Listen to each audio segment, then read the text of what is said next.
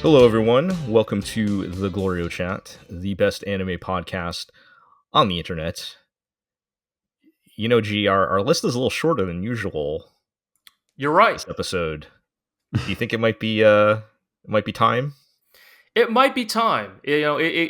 Surely, if everybody here was fine with this being a classic podcast with classic GLORIO length, I think we could really explore finally explore the drama of Tokai Teo and Meijiro McQueen. Yeah. Would you say you're chomping at the bit? Yes, perhaps. Yes, yes. See, Chomping at the carrot, perhaps. In all seriousness, probably the real appropriate time to talk about it will probably be a season preview, which is not even that far from now, if you think about it. Yeah, so yes, we of course are talking about our ongoing Umusume discussion that has been every episode this season since the release of the game, and G getting extremely horse-pilled here. But yeah, I did horse pills. They will not cure. Yeah, we have to put that. Do that joke every week. All right, we are a podcast. We are legally obliged to shill horse pills. It's an important disclaimer to add, but yes. What is it? Cinderella Grey will be returning next season, so maybe that will be the best time for us to finally have a real excuse to dive into it.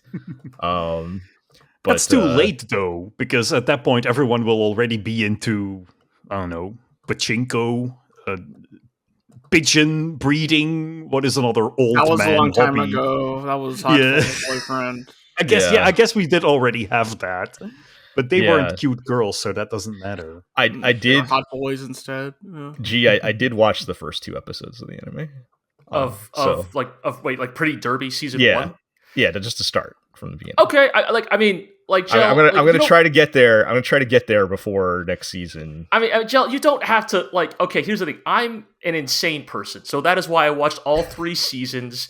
I watched the BNW OVA. I watched Road to the Top. I watched the Beginning of a New Era. And I watched. How is there so much Umusume anime? and I just recently finished season 1 of Cinderella Grey because I'm a crazy person, and I was like, let me understand the full chronological arc of this franchise. Yeah, Jel, if you just want the best hits, just tell me. I can give you the names. You don't have to subject yourself to. It's fine. You know, one. you put it on the background or whatever. It's fine.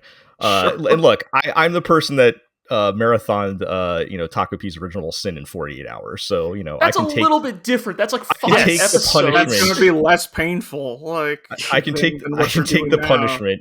No, I thought. Now that I've played the game, I thought it was actually pretty funny. There's some decent bits even in season 1. It's like a 3 out of 5, 7 out of 10 slice of life anime. It's like a PA Works anime, right? It's literally PA Works making it, but. And it's fun identifying when the first episode when Silent Suzuka activates her power, and like, yes, she just turned on what's her power? The view from the lead is mine or whatever. Exactly. She just activated I can now call that out in my head. Right. But yeah. At this point they have the cute girls banter shenanigans genre down stat, right? Yeah. And I also Yuki Hanada has done the Lord's work, and now everyone is following in his footsteps. The formula is there. Uh-huh. I also always forget that they're also idols because you can just skip that in the game. But like I haven't seen a concert in game in like you literally just 20 completely hours, ignore that in the game. And then you watch the show and you're right. Oh right, yes. Yes. At the end of every season or movie, there's a concert. We'll get back to that. Realistic, like. Yeah. Basically, like everyone is sort of an idol in Japan. You're an actor, you're also an idol. You're a voice actor, you're also an idol. You work at a cafe, you're also an idol. You're a horse, you're also an idol. If you tried to go visit Gold Ship right now, it'd probably be similarly difficult. But yeah, we'll get back to that next season. I did want to mention one other thing. RIP to Grass Wonder, who passed away around the same time of our previous podcast. Yeah. One of the last remaining living members of the Uma Musume cast. It's Hey, Jel and Gee, can you name the actual human being in the anime industry who passed last week? Of course, yes. Without looking it up. Rest in peace to one of the greatest voice actresses to do it. You know, the voice of let's see here, Cynthia from Pokemon, my lead, Flare Genius from Across 7. Nice try, Eero. Was she Mylene? Yes, she was Mylene. Okay, yeah, that is a bigger name in Macross 7. Yeah, I'm gonna. What? We're on it. Yes. We're on it. Good. Yeah. We honor both people and horses alike here. You know. So anyway,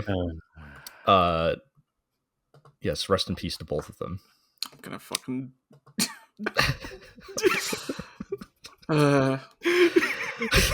So anyway, I do not mean to make light of that. It's funny that. Thank you, Ira. That's right. The GLORIO blog does not endorse mocking the death of a horse. I'm only gonna watch movies that does the horse die? Yes. The never-ending story. Oh well, I'm glad we could fill our extra time with such important discussion, but we do have anime to talk about. A lot of good anime still going on. Yep, still a great season. I have not introduced us yet, so let me do that. I am Jel. I am joined by Iro. I'm still here. I'm not dead yet. Iro's still with us. We're joined by G. So just as a reminder, so since last podcast, the ones I've watched are beginning of a new era and season 1 of Cinderella Grey, for those keeping track. Those are, as the kids would say, peak. I will probably save this for our actual, in all seriousness, I'll save this for our season preview, but I'll just point out that those are the two that sort of signify when the Uma Musume anime went from PA Works shows to Cygames Pictures shows. And let me tell you, you can tell the difference. Cygames Pictures is not... They're in it to win it, I feel like. They're kind of on a tear lately, and it's kind of fascinating to see, there's maybe something to be said about how does every company that own a gacha just sort of slowly transition into a prestige animation studio? Not because of necessarily artistic purity, but because they have money. Yeah, well, everyone wants to become... Yeah. Everyone wants to become the geek culture company, right? Well, I feel like a lot of people that started those companies just wanted to make anime or make anime games or whatever, right? And then now it's their chance. But yes, yeah. And don't worry, folks. I did successfully roll and get Narita Brian. So I'm out of carrots. Even with my gacha luck, I do not have her. But yeah. We are also joined by Aqua. See, back in my day, kids used to do what is your porn star name? And nowadays they're like, what is your horse name? It is the last pastry you ate plus your favorite fairy tale as a child. Macaron, is that a real Red Riding Hood. Is that a real formula someone came up with? Probably. Okay. I mean, buddy, I just watched the PV for Cinderella Grey Season 2, and they introduced a horse named Michelle My Baby and Obey Your Master. Yeah, I thought Obey Your Master was the one that you were going to bring up first. Well, it's just funny because those two are specifically the American horses, because every sports franchise, you inevitably hit the arc where it's time for the Americans to show up. Classic final boss of every Japanese sports story. The Americans are here. Didn't they already have them after a line from a Metallica song and the wife of the president? Didn't they already have what's her name? El Condor Pasa? Yes, El Condor Pasa. Yes, who literally, because I literally just saw this in the first episode. They're like, and this is El Condor Pasa, and the first thing she says is, "I grew up in America." Yes. It's it doesn't say hi or anything. Just I grew up in America. Gotta let them know. All right. We if the blonde hair, cowboy hat, and big bazongas didn't give it away. Well, the cowboy is Taiki Shuttle, but we got to keep moving. Also an American horse, by the way. Yes.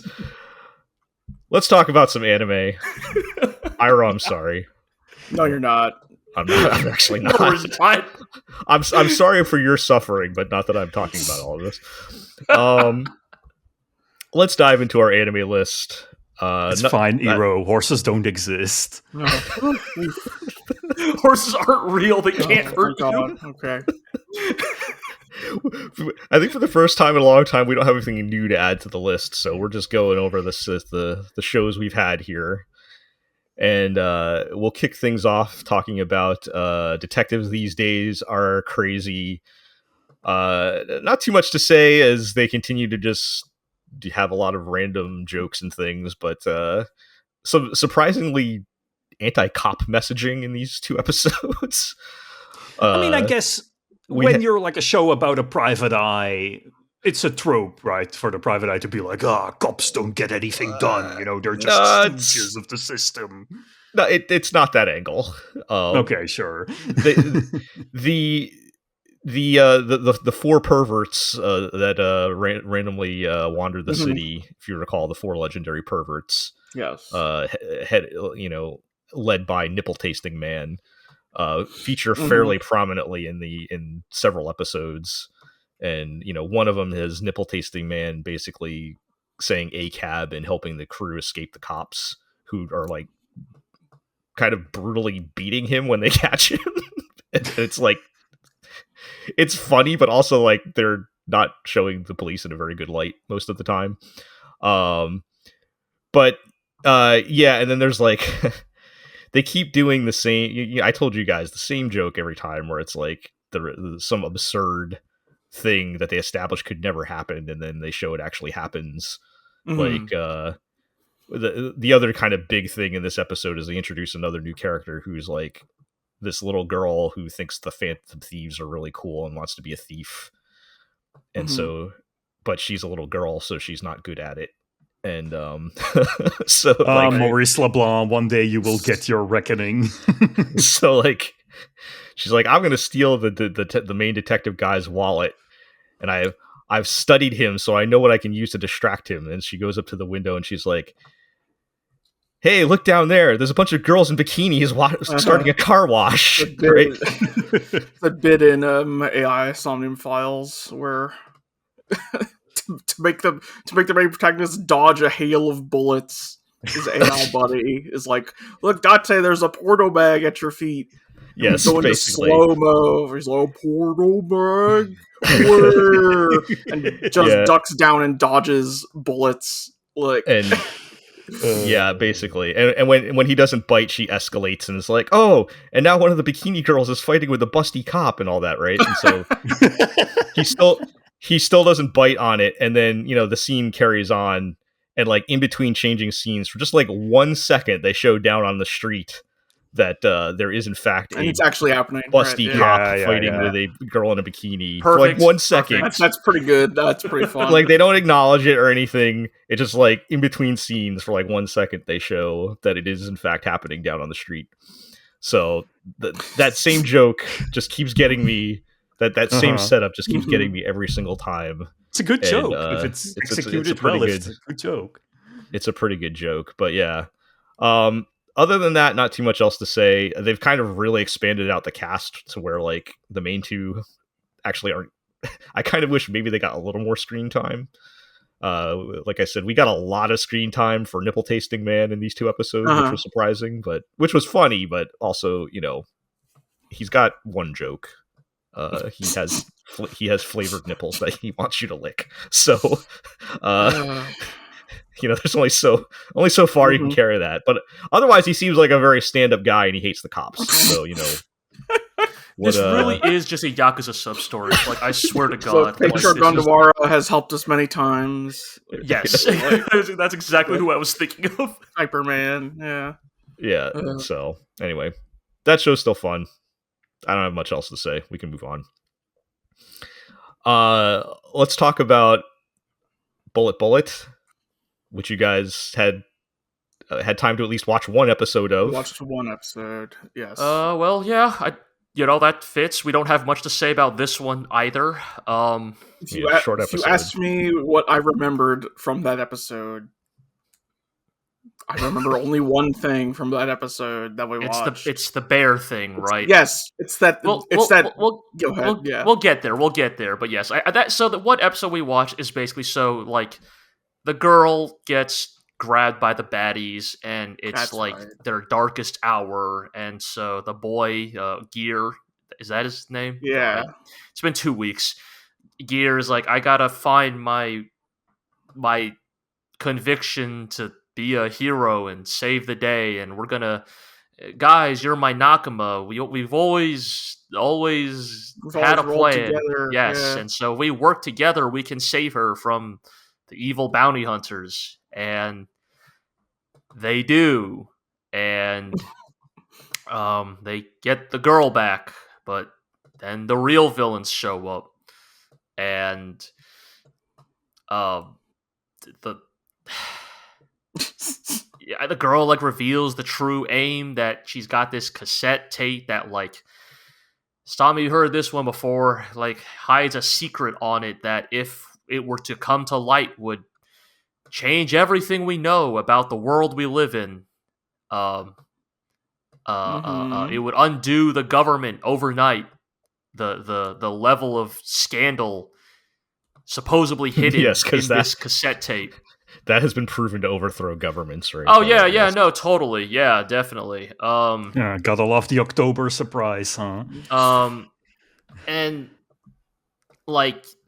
they get picked up by the cops at the end, and it's I don't know where this show is going. And then the thing we were alluding to is the guy, the big talking polar bear is revealed to have been potentially just a man in a robot exoskeleton suit this whole time. What? I think? Question mark? I think. The bear... It seems that bear might simply be a man in a bear suit. Which, why would they do that? Yeah. Baffling. It's just weird, yeah. Yeah, I don't know, there was a time in this show where I was Woody putting the hand up and being hold up, let Sung-Ho Park cook. At this point, I think we need to, drag this man out of the kitchen, because I mean, you could make man in a robot bear suit saves girl who has a tape with the Epstein files on it interesting. But I guess it's all in the execution, though, right? I think that's what it is. It's we really wanted to we've been running cover for Sung-Ho Park for so many years. Mm-hmm. When God of High School is out, we were well, no, it's probably just this dog shit source material. And then, when he did Ninja Kamui. Gee, one sec. Are you honestly implying that we needed to defend the honor of the director of Jujutsu Kaisen? I think we were defending him against criticism from mostly us. Well, okay. I know what did you say, because prior to Jujutsu Kaisen, nobody knew who he was. Right, that is true. So we were the ones that were saying, yeah, this guy is a great director because of yeah, I Garo, feel I guess. Is that now I guess G, what you're probably getting at is his examples of good stuff are now growing smaller than his examples. The bad stuff is now outnumbering the good stuff. Yeah, I think it's just this is the unfortunate reality is that I think with Bullet, the scales are tipping towards this batting average is getting lower and lower. Right. Where it's going to be he can direct a cool action scene, but kind of similar to another animator that I think we all love a lot, who handled an episode of a show this week. Perhaps Sung-Ho Park's talents are best reserved, in the animation director or episode director seat. I don't know if if Bullet Bullet is any indication, I don't know if he's well suited to like running the whole show, because Bullet Bullet is like it's not particularly charming. It's not even that exciting. Like when the action is there. It is there. It is that Sung Ho Park we know and love. It's in service of nothing that gripping. Just yeah. The most important part of a good action scene is like getting you involved and making you care.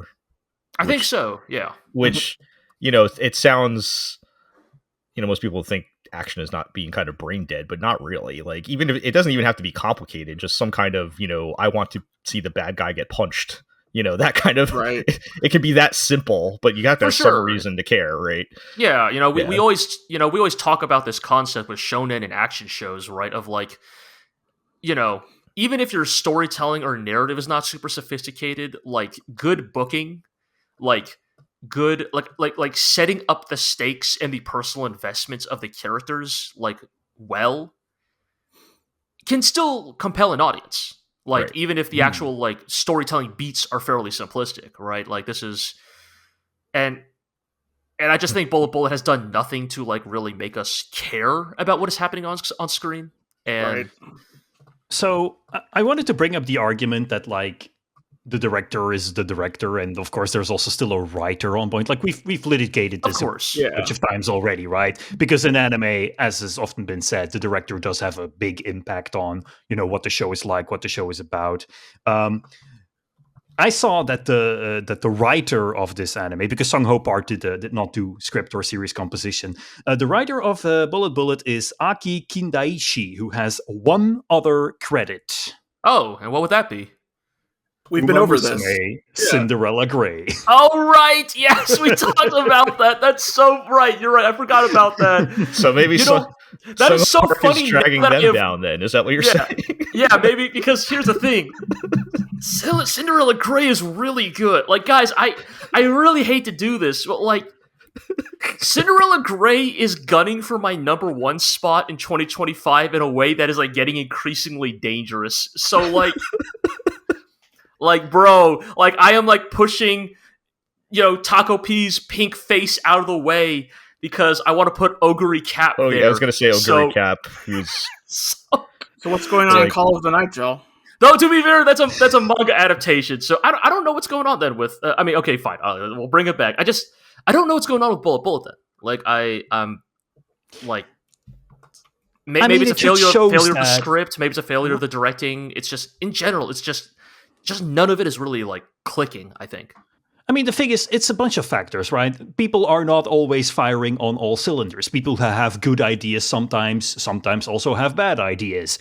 But anime is made by more than just the writer and the director. There are, even outside of artistic functions, there are producers who might want a show to be a certain way or to include a certain number of tropes.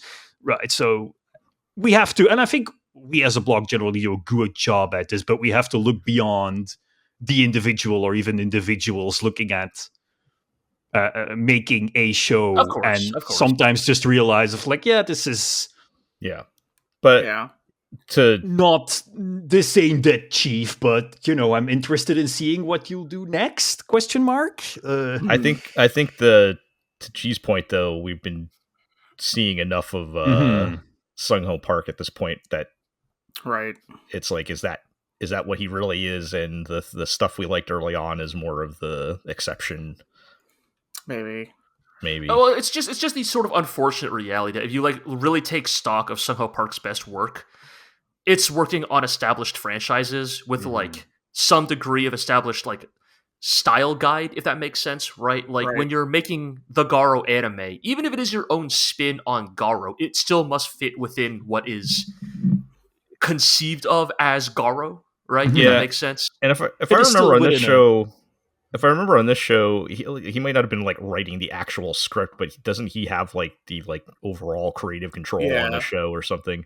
Like, I believe yes. More so than he's had, in other series. Like, at the end of the day, Jujutsu Kaisen is a manga adaptation, right? Yeah. Bullet was very much marketed, at least over here in the West, as was built as like, this is the draft he's been working on for ages or whatever. Like, yeah. But we've seen this before, right? That a creative doing their big passion project. Actually, this is a tale as old as time, right? A creative who achieved their fame. The golden idea is usually not that good, actually. Yeah, and like gets to work on their passion project, and people have flopped way harder on way bigger projects that they were more passionate about. It's not something you don't just see in anime. You know, someone can ride a high of like a couple of years, be they a writer or a actor or a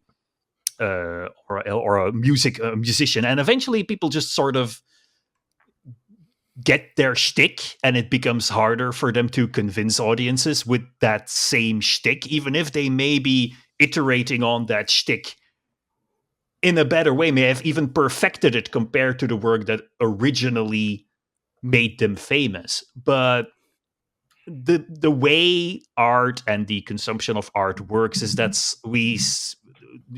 time ever marches on. We start expecting more. Like, imagine a situation where the thing was reversed, right? Where Bullet was Sung-Ho Park's first anime. And then maybe now he would come out with Garo Vanishing Line, and we'd be like, yeah, sure. I mean, it's Sung-Ho Park. Like, all we've seen him stuff from Bullet, and we've seen him do this thing before. You know, I think it's sort of an example of that. Maybe I think there. I mean, you're right. I mean, it's like there is potential that maybe Bullet just isn't hitting because we have seen Sung-Ho Park do these tricks before. I do think, though, with some degree of distance, I do think that like Bullet is just inherently not as charming, not as kinetic, not as exciting as a Vanishing Line, as a Divine Flame.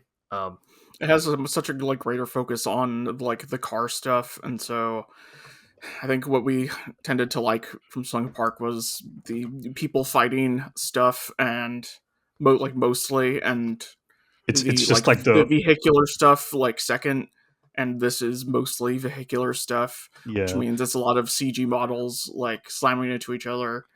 And it's the four guys meme, but like cars drifting, bored horses drifting. Yeah. Kinda. I mean, kinda. Like, unironically, kind of. Like, it is way cooler to watch a horse drift like a motorcycle than a car. It's always got an anime about horses. Someone should work on that. You're right. Crazy. We're trying. Right. We keep trying to get away, and all right. So, Bullet's still, let's say, mediocre at best. Is that what we're saying? And time marches on. All right, let's talk about Don season 2. How are things? Sung-Ho Park, sell your Sung-Ho Park stock now. Invest in Don. Well, maybe I don't know. I really enjoyed these last 3 episodes. That's awesome. No, in fact, that's great because I like a lot of what is happening here too. Maybe some of my enthusiasm has just been a little muted because of just the weirdness of season 2. But if you're still if you're in it, then please, Aqua, by all means, I mean, that's the thing, right? I'm sort of with you. I think the Evil Eye arc that they started off this season with is very much the most conventional shonen arc we have had in Dan so far. And I am probably, I can't speak for Jel, but we all have low tolerance for shonen shit, but my tolerance is probably the lowest out of the 4 of us. So I was like, I'll see this. Yeah. But the thing is, these couple of episodes have been more enjoyable than that preceding arc because they highlight the things that make Dan unique amongst other Shonen Jump properties, right? It's focus on ensemble comedy. It's focus on the hangout vibes. The things. The thing that we always talk about, where like most anime or anime-esque media will feature fights in some capacity, but I realize that for me, and I think for many people, the thing that makes it memorable is what happens between those fights, Yeah. The characters. Like if you think of a game like Persona 4, like what do you remember about Persona 4? It's not the plot and the dungeon crawling and the fighting bosses. It's like the hangout scenes in between. And I think Dandadan is very good unlike other shonen anime, Dandadan is about the characters. No, not necessarily, because there are lots of shonen and manga I know, I just had to get the we had to slide it in there. Yeah. Yes. But I think Dandadan focuses on it slightly more compared to many of its contemporaries, right? I think something Dandadan reminds me of like early Bleach, when it's like not about hunting hollows, and it's about like Ichigo and his dysfunctional family hunting down like quack mediums and things like that. Right. Stuff think, like, here's just this chapter about how he's bros with Chad and they'll beat up some punks. I definitely second you there, Aqua. I would definitely say, to be clear, I have enjoyed the last few episodes quite a bit. I mean, like in some ways we are still in the vicinity of the Evil Eye arc, because these last few episodes are still mostly about dealing with the aftermath of that arc, right? Dealing with the fact that Gigi is now possessed by a vengeful, malevolent spirit. And, and in some ways, right, so if you want to be reductive, I mean, there is a lot of good hanging out. There's a lot of good, like Don has always been good at like trying to sell you on the idea that these people are friends in the way that like friends actually like act and behave, right? Like, they are nakama in the classic shonen hero sense, but they're also friends in the way that is believable of modern teenagers.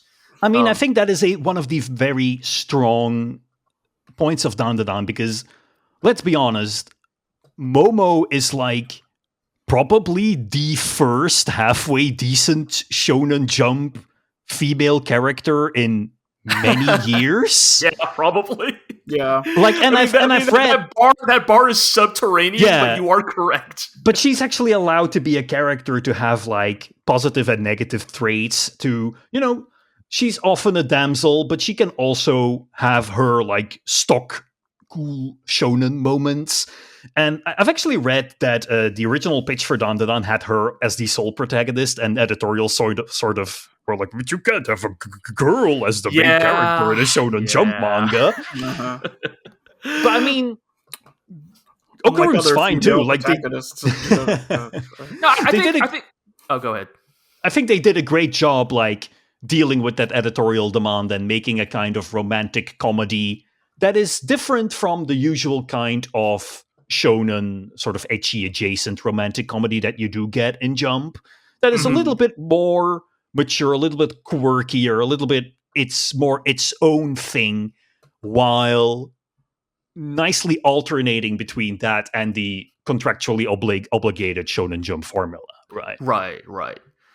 No, I definitely agree. I think like there's a lot to enjoy about these last couple episodes. Like, on the slice of life half, you have Momo working at the maid cafe, which is like such an easy opportunity to be a certain kind of cliche, but like because it's Momo working the maid cafe, like the fun of it is her personality clashing against that. I am kind of a sucker for the like, I have to do an embarrassing job. Kind of like, it's a classic joke, but it works. And there's still a bit of sweetness to it, right? Because of course Okarun waits for her to get off her shift, right? Like, of course they walk home together, right? And I think like that stuff is like what helps sell it. Because I think, is there a world where the world in which Momo is the sole protagonist is probably just as fun and exciting, but I do think Okarun brings like an in some ways, it creates an interesting dynamic between the two. Like they do manage to justify it in hindsight. I think that's true. Like, I think Okarun is a very traditional sort of modern shonen protagonist. Like he's kind of like a Deku, right? He's this nerd, but he has a heart of gold, right? But the fact that Momo is also there allows this Dandadan to bring out aspects of that kind of personality that goes beyond the cliches. I think so, and I think you get to see some of that start to like come to a head here in like the action kind of oriented side of things, where we get this very big, very grand, and like it's very kind of goofy, right? Fight where they do the classic. We're going to go to the high school because like Turbo Granny's like, all right, like if you want to stand a chance against Evil Eye, you got to level up. So of course it's also the cliche like this is a training arc, right? Like, yes, but it's kind of like a parody of a training arc. It kind of is, right? Because Turbo Granny sells some bullshit about it's the rhythm of the fight. Like she's doing this huge spiel that basically just comes down to like, yeah, that guy's faster than you, man. You gotta get faster. And so we get this great bit, right, where they go to the school, because high schools are always haunted. They go to the classically haunted music room, where they summon the ghosts of Beethoven, Schubert, and like 4 other dudes I can't Where they fight the classicaloids who are coming home to sue Dan for copyright infringement because of all of its use of stock classical music. And it's fun. Like, this is like one of those moments where, like, reading in the manga, I instantly knew, okay, they're going to have some fun with this in the anime where they'll have the benefit of having music. And they do, right? They fully commit to just playing the whole ass, like, well, not the whole ass, but like, the Ninth Symphony, right? And you get to see Okarun and Aira do all kinds of fun, shonen anime shit to classical music. I really thought they were gonna go for a remix again. Like I really thought they were gonna like try to do like another dubstep classic music. No, remix, it's just straight up the Ninth Symphony with a choir and everything. Yeah, I do think that scene is like a perfect distillation of anime, right? Because you have like you have the id, the cool aura hype moment shonen fighting anime Sakuga. Sure, of course. But that is contrasted with the inherent like silliness of we are fighting big head mode Beethoven and the like creative joy of syncing that fight up with the Ninth Symphony. It's high art versus low art. It is the clash of the clash of aesthetics, and it's this perfect synergy between like shonen classic hype moments, silly absurdity, and like artistic touches that are very out there that make this quintessentially anime to me. That scene, No, I think it's like this is, to me, this has always been where Dan is strongest. Like there, like, if they ever get around to like a season 3, like there will be longer arcs that I think are like solid or like have a decent like arc overall, like overarching story to them. But I think undeniably, like it having kept up with the manga, it is always at its strongest during the like, we're just gonna do some crazy one-off shit. It is simply what it is. All Shonen Jump eventually turns into Bleach. It is inevitable. When is the tournament arc, G? When is the tournament arc? Man, what if I told you they have not actually broken that glass yet? That's the word. Like, I have expect, like, I mean, they might, who knows, but for now, it's Dan has shown remarkable restraint in that one aspect. But it does feel like Dan getting back into the groove of like what people liked it for. Also, a fun thing to talk about, because when I marathoned this show to be on the podcast, I did also watch episode 5, because 6, sorry, because I had not watched it yet. The one with the metal band. Yeah. In the time since our last episode has come out, there has been some weird, quote unquote, legal controversy. Yeah. Because apparently Saint Saru had to put out a statement apologizing to the band X Japan, who if it was anyone other than X Japan, this probably would not have been a problem. Right. Aren't they infamously litigious? Like, I mean, they are one of the biggest bands in Japan, and also their lead singer was like being brainwashed by a cult for 15 years, so I can sort of imagine him being kind of defensive about his public image. Right.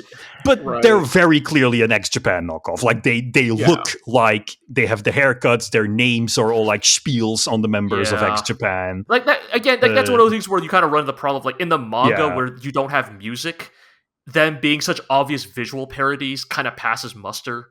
But Yeah, I mean, that's why we will never get a Girl Meets Rock anime. Because it would just be licensing hell. Right. Yeah. All right. Of course, Marty Friedman was there, because every time anime does anything with metal, Marty Friedman has to be there. Yes. You gotta throw him in somewhere. Yeah. But yeah, I think Dandadan Stock Rising, I'm way on board again after maybe... No, I wouldn't say the low of the Evil Eye arc, but the oh yeah, I guess this is just sort of what the show is of the Evil Eye arc. And then we have this little arc or series of episodes, and it's this is what that show, what Dandadan is, Yes. It is this weird, goofy, loud comedy that I found funnier than the two other comedies that we're talking about this episode.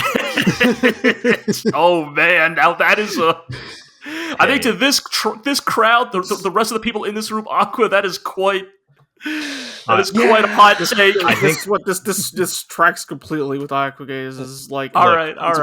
You guys can stick up for Panty and Stocking, and I'll stick up for City, because that's what we're talking about. Yes, I think so. We'll get to that.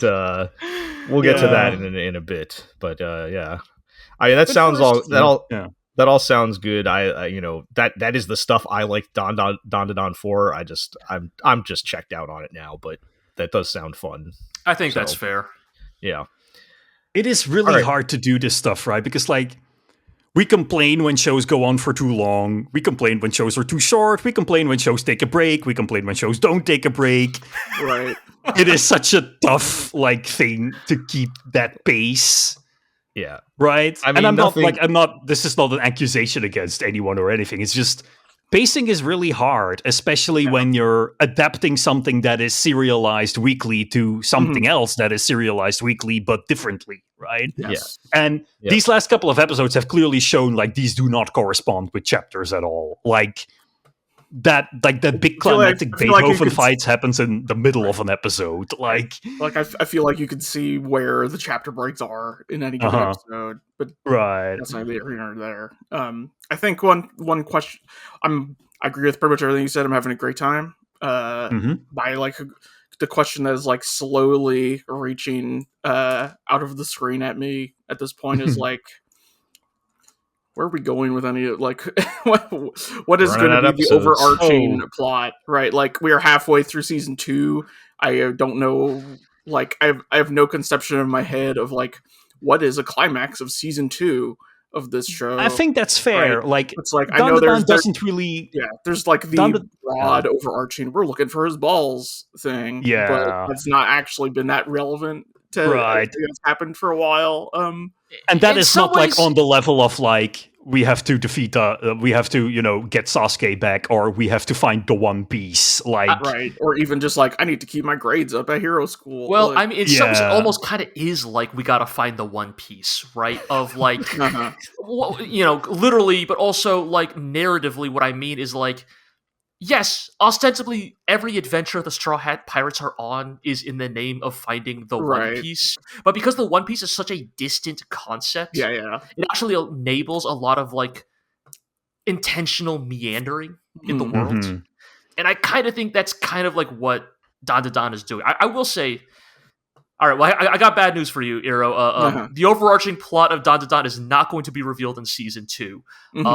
It may be revealed. Don't expect it, right? In the stinger at the end of season 3. At this rate, I mean, what I expect to happen is they meet another person who becomes yokai hybrid, and then they meet another person who becomes a yokai hybrid. Each one has the open question of, did they get their powers from Okaru's ball? And the yokai will have one episode that has a tragic backstory that goes ridiculously hard, and then it's back to dick jokes. Oh, there's one more character in the OP, so Momo will have her clothes ripped off. Well, okay, look, we can't avoid that. That is unfortunately still will standing in line to take their commemorative "I might sexually assault Momo" photograph. Look, and we, as much as we want to praise that, Momo's a great protagonist. I love her. We cannot deny that Dada definitely has a problem of how do we create stakes in a show like this? No, Evil Eye did not try to sexually assault her. He just tried to kill her, and coincidentally, also her clothes got ripped up. And simply throttled her while she was in a sexually revealing position. Like, yeah, completely different. That's how you know Evil Eye's a bad guy. It's like when you fucking oh god, when you fucking fail the QTE in Tomb Raider or whatever. It's like, it's like suggestively like strokes her, but then you fail the QT and he just like strangles her till she dies. Or it's like, yep. Well, on that note. Well, speaking of non-problematic women. Do nothing wrong. Yeah. Yeah, absolutely.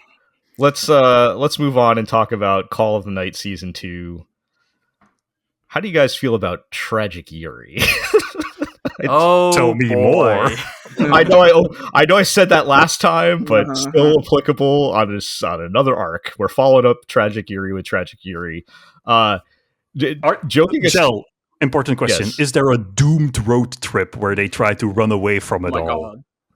God. No. Well, drive off a cliff, like no, not in this case. No. Damn. They do have one of my favorite and most powerful flips of the "but we're both girls" trope, where she's like, one of the girls is like, "Oh, isn't it a little weird that we're both girls or whatever?" And she's like, "Oh, so you're saying, are you going to tell me that you don't like unusual women?" Damn, that was a hard flip. That's what makes it hot. That was a hard flip, but yes. Joking aside, these were probably the two best episodes of the entire series, maybe. Good. I'm not going to get into every... What was that, Ira? It's good when things get better over time. Yeah, I'm not going to get into every detail, but you know how I've been saying how they've been building up all these like vampire rules and like, you know, world building and all that stuff. Right. All the various kinds of vampires, two of which are paid DLC. Yes, but that's the kind of roles, right? Yeah. They cash all that in this arc, which is essentially, and it's another flashback. We're finally getting into the backstory of Magane Colombo, aka Anko. I mean, that's her real name, but actually, we find out that's not her real name. Her real name is that's her fake name she's using as a detective. But and how her past is tied up with Nazuna's past. So this is like a big kind of climactic moment in the story. And so we go back to I think they say something like 10 plus years ago when she's about to graduate high school and she meets Nazuna and they become friends, and she basically falls in love with Nazuna. And when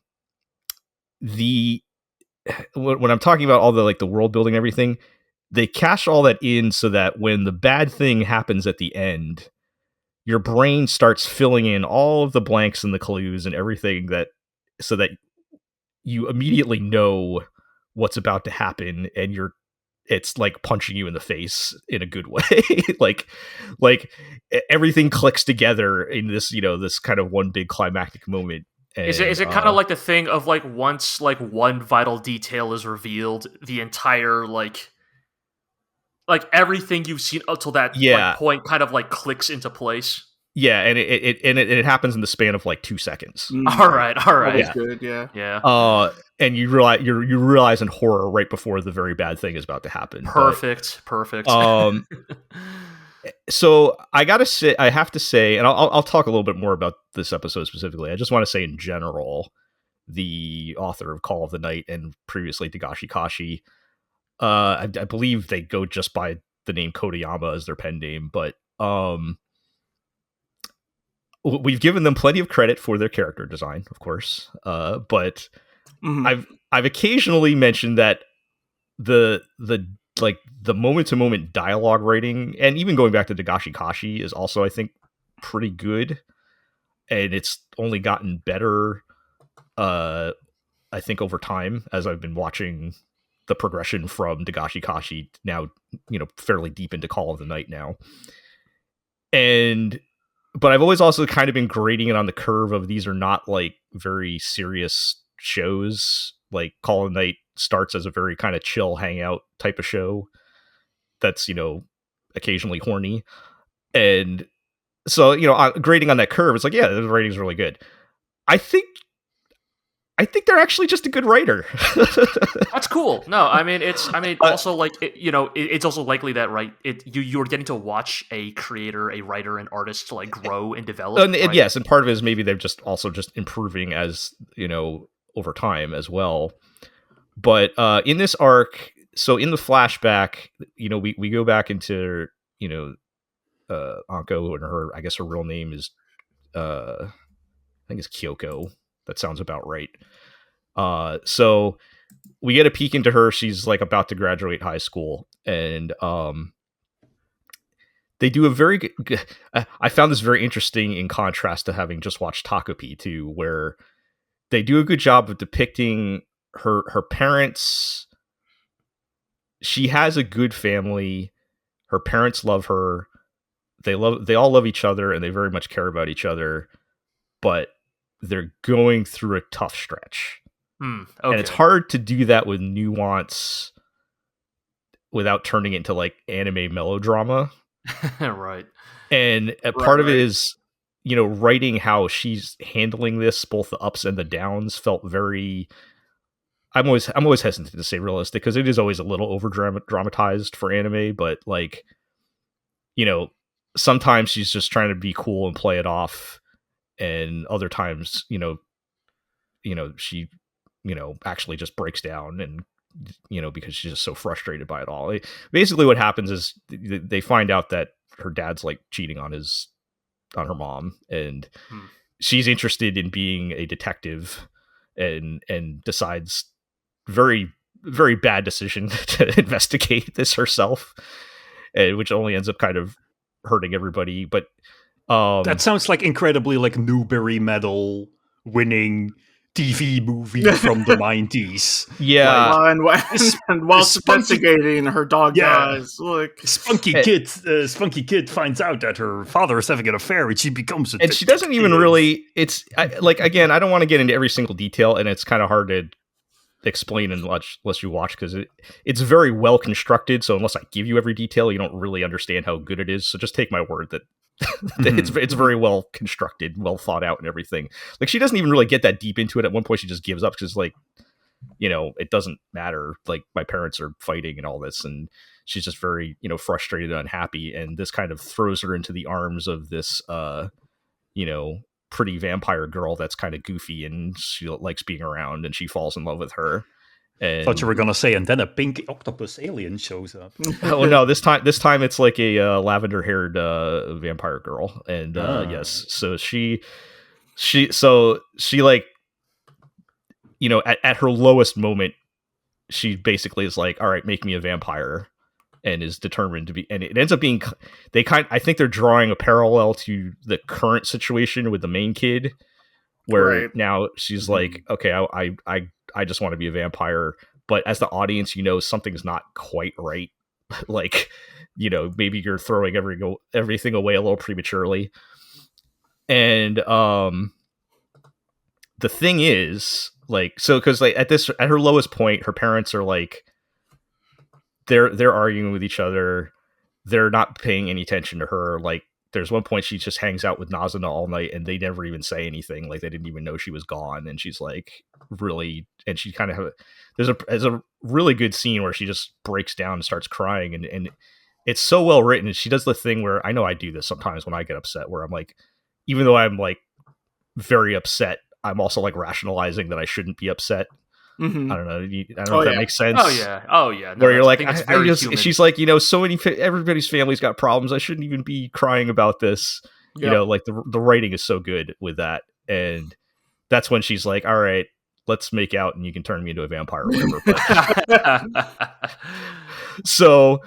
But shortly after that, as once she's made up her mind, her dad just her dad feels guilty and bad about it and confesses that he was cheating on his wife, and they end up reconciling, and they apologize for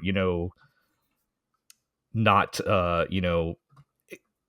not taking care of their daughter, and it wasn't even I should point out, like, this was not like over a very long period of time either. Like, they established that they've been good parents up to now, and like they've generally been like a good family, and they're just stuff happens, right? And she's a teenager, so anything that happens is like the worst thing ever for like a week.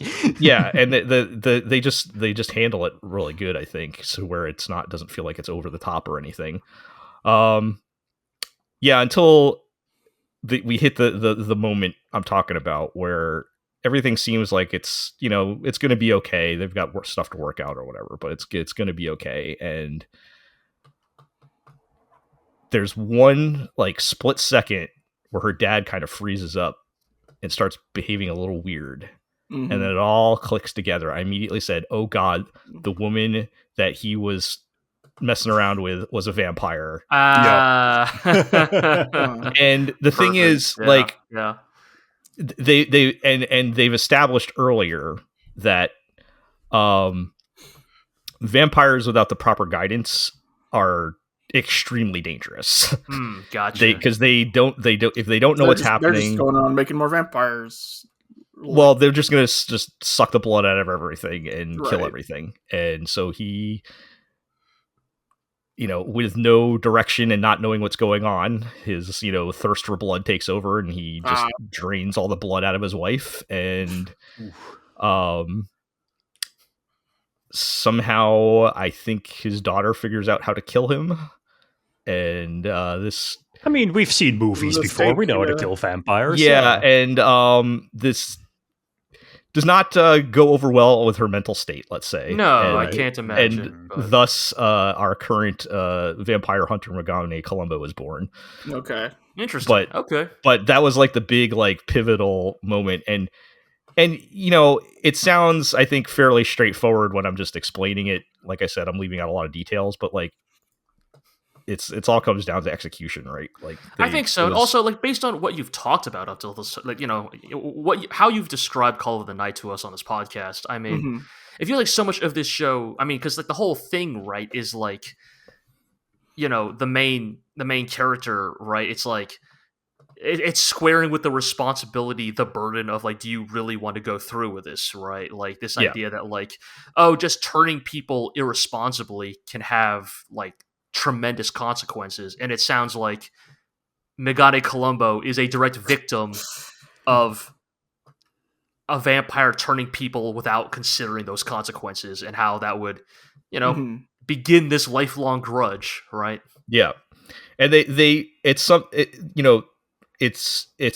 they've established so it also doesn't come out of nowhere. Like they've had other points where they had a story of, when they first introduced Megane Columbo, I like just calling her that, even though we have her name out there, but right. Like when they first introduced her, she was on a case that was like not related to anybody. So we were like emotionally detached to it, but we established some of those rules of, when a vampire's first form, they're like super bloodthirsty, and then, you're not managing that, then, it becomes very dangerous.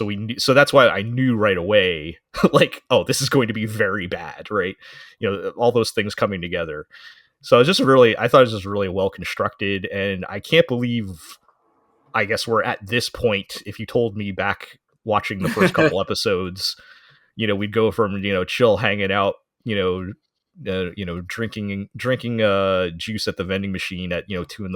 and talking about what it means to have a crush on somebody, to where we're at now. It's been a pretty interesting road to get here, and I mean, those are usually the best or most memorable kinds of stories. Yeah, right? I got to give him a lot of credit. Like I've always been like, I guess putting an asterisk on my enjoyment of Call of the Night for many reasons, which may still be valid. But now it's like, I think it's just good. Like I don't feel like maybe I don't have to justify it anymore. It's at this point, it's just good. And if there happen to be a lot of hot problematic women in it, so be it. Shout out to Miyuki sure Sawashiro. That has nothing to do with your enjoyment. No, nothing at all. But I mean, at this point, that is just anime. That is just anime. All right. Of course it can be both. No, yeah, of course. A show can be good and the women can be pretty. Both of these things can be true. I have no shame on that. That's fine. Shout out to Miyuki Sawashiro for killing it on the acting in this one. Oh yeah. Because she had to play the teenage version as well, right? Of the character. Sure. So it's funny because like the olden days where Miyuki Sawashiro played like the shy classmate as opposed to the Miyuki Sawashiro character. Yeah, it's funny. It's funny how like they never tell you that this girl is gonna grow up to be Megane Colombo, but as soon as she talks, I'm like, oh, that's Miyuki Sawashiro, that's her.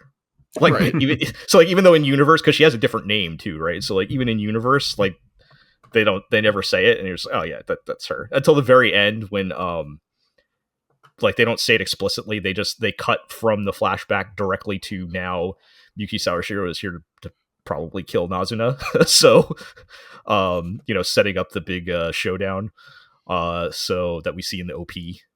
But wait, why not kill the vampire that turned her dead?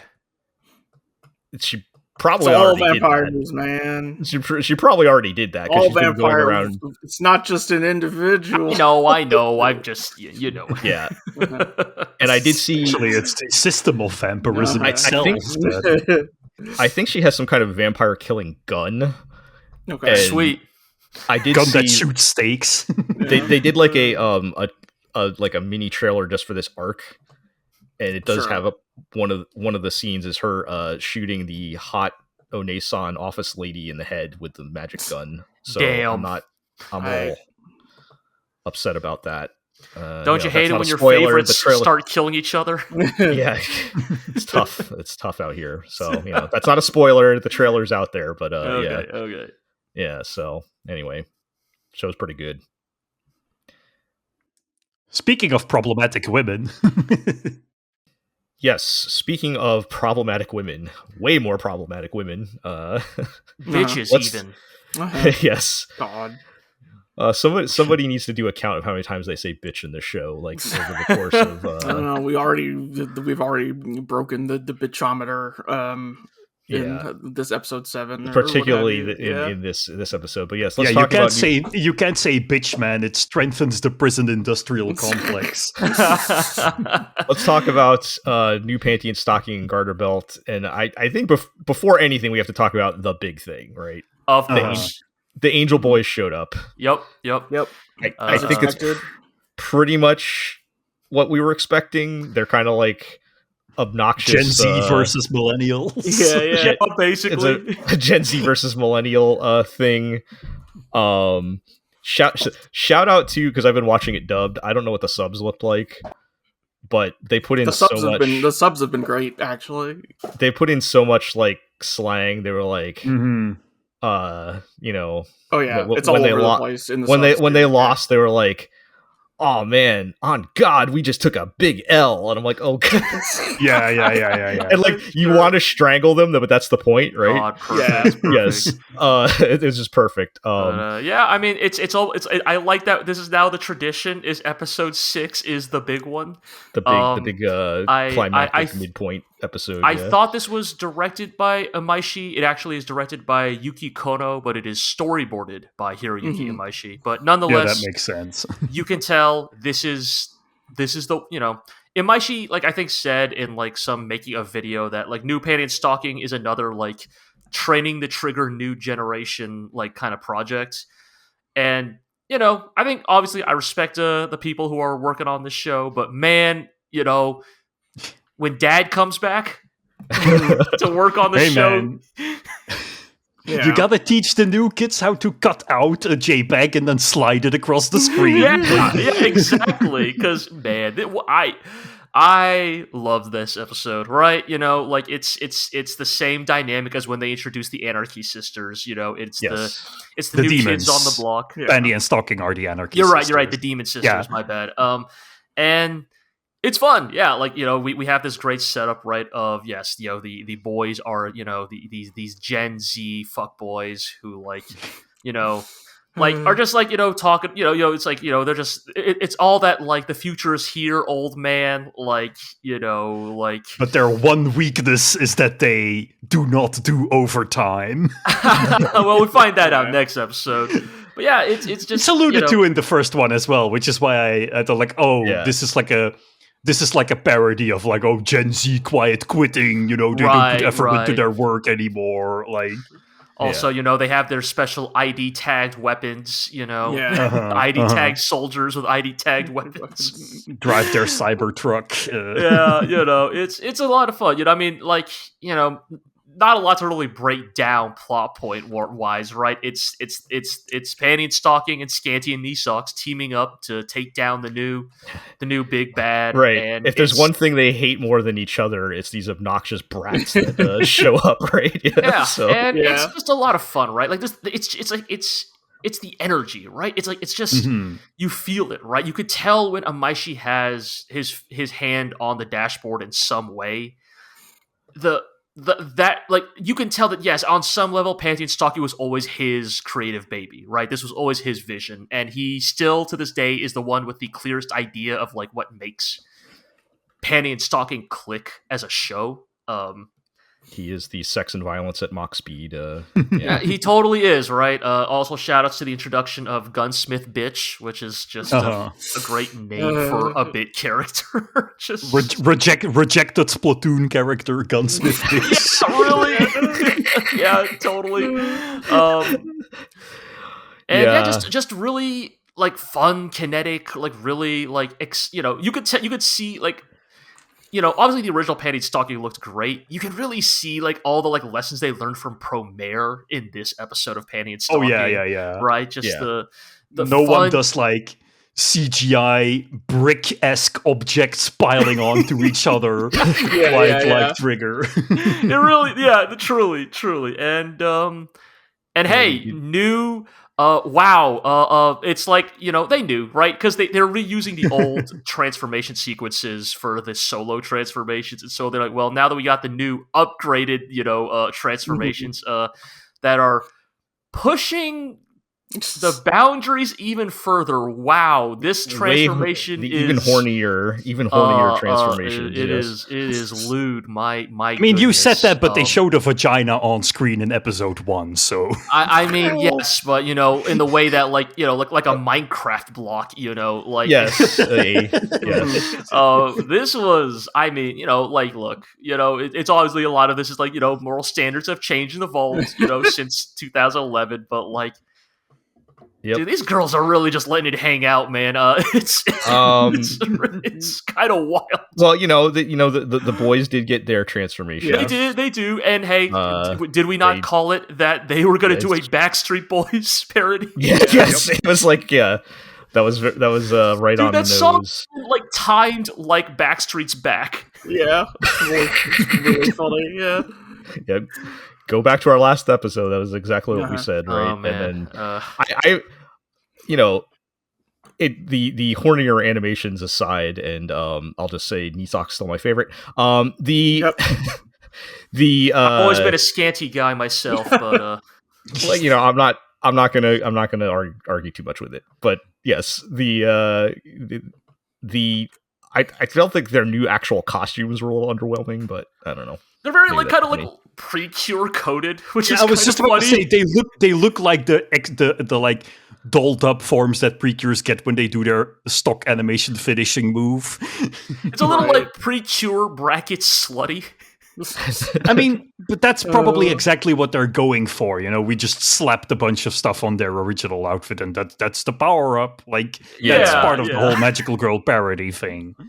I definitely think the animation sells it more than the design. Like, there's like, yes, because it's like little things. Like, I didn't even like really clock it about the design until like Scanty does that insanely sensuous thing with like the crotch flap. And it's like, now I see that. Now I notice the flap. It exists on the design. Yeah, like. Now that they've gotten your attention, But no, it's a fun, appropriate addition. But yeah, go ahead, Aqua, with your shout out to the scene where the angel boys show up. and they tell Scanty and Nisax, "You're not even real demons," and turn them into a horse. Yeah. Once again, proving that horses are not real, just like demons. Exactly. Yeah. All comes back to horses. Yeah, so I think it was a very fun and expected escalation of things that we needed for this season to kind of. For me, it was getting kind of, I don't know. I'm not going to say boring, but it's just kind of the same old Panty Stocking. So we needed familiar, we needed an injection of something, and it was a nice way to mix things up. It's similar to the Scanty Knee Socks episode. We got like one full dedicated episode to this, right? Without breaking it up into segments. Also, I love that this is where they put in like the full version of the OP, the shout outs. Yeah. I love the new OP. Aqua, here's your chance to also give it its praises if you want, but it's so good, man. It's like the music.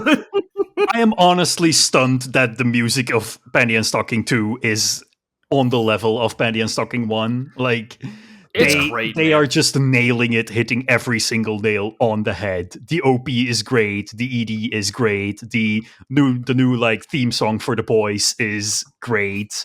It is just not necessarily like it's not necessarily just doing the thing that the original show did again. It is doing that in spirit, as in bringing back like all of the like trashy 2000s genres that that soundtrack riffed on, and taking that further. So instead of having like songs that, God, how should I say this? Rather than having songs that imitate the music from season 1, they have songs that iterate on the same idea.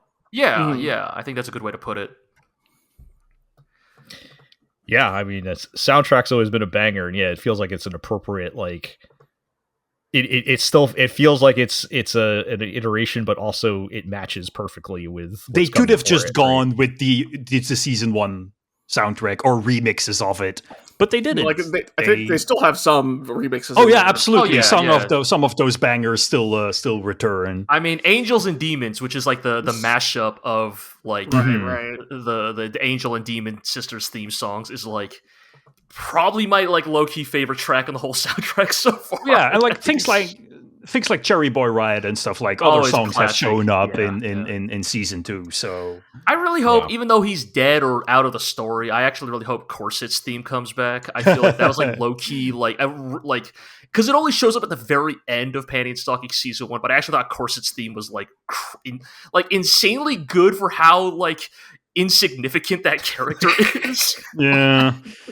I mean, but be happy, there's a new bad guy now, and he will probably get a cool theme song too. Yes. If Uncle Ramy gets an insanely baller theme song, then yeah. Also, very good bit, right? Where of course it's just like it's the big live action hand shows up, right? Continuing the bit of everybody from heaven is just like, and he's like the only character in the show who's like polite and soft-spoken. He's like, hi there, Panty and Stocking. Are my sons bothering you? I'm so sorry. And trouble.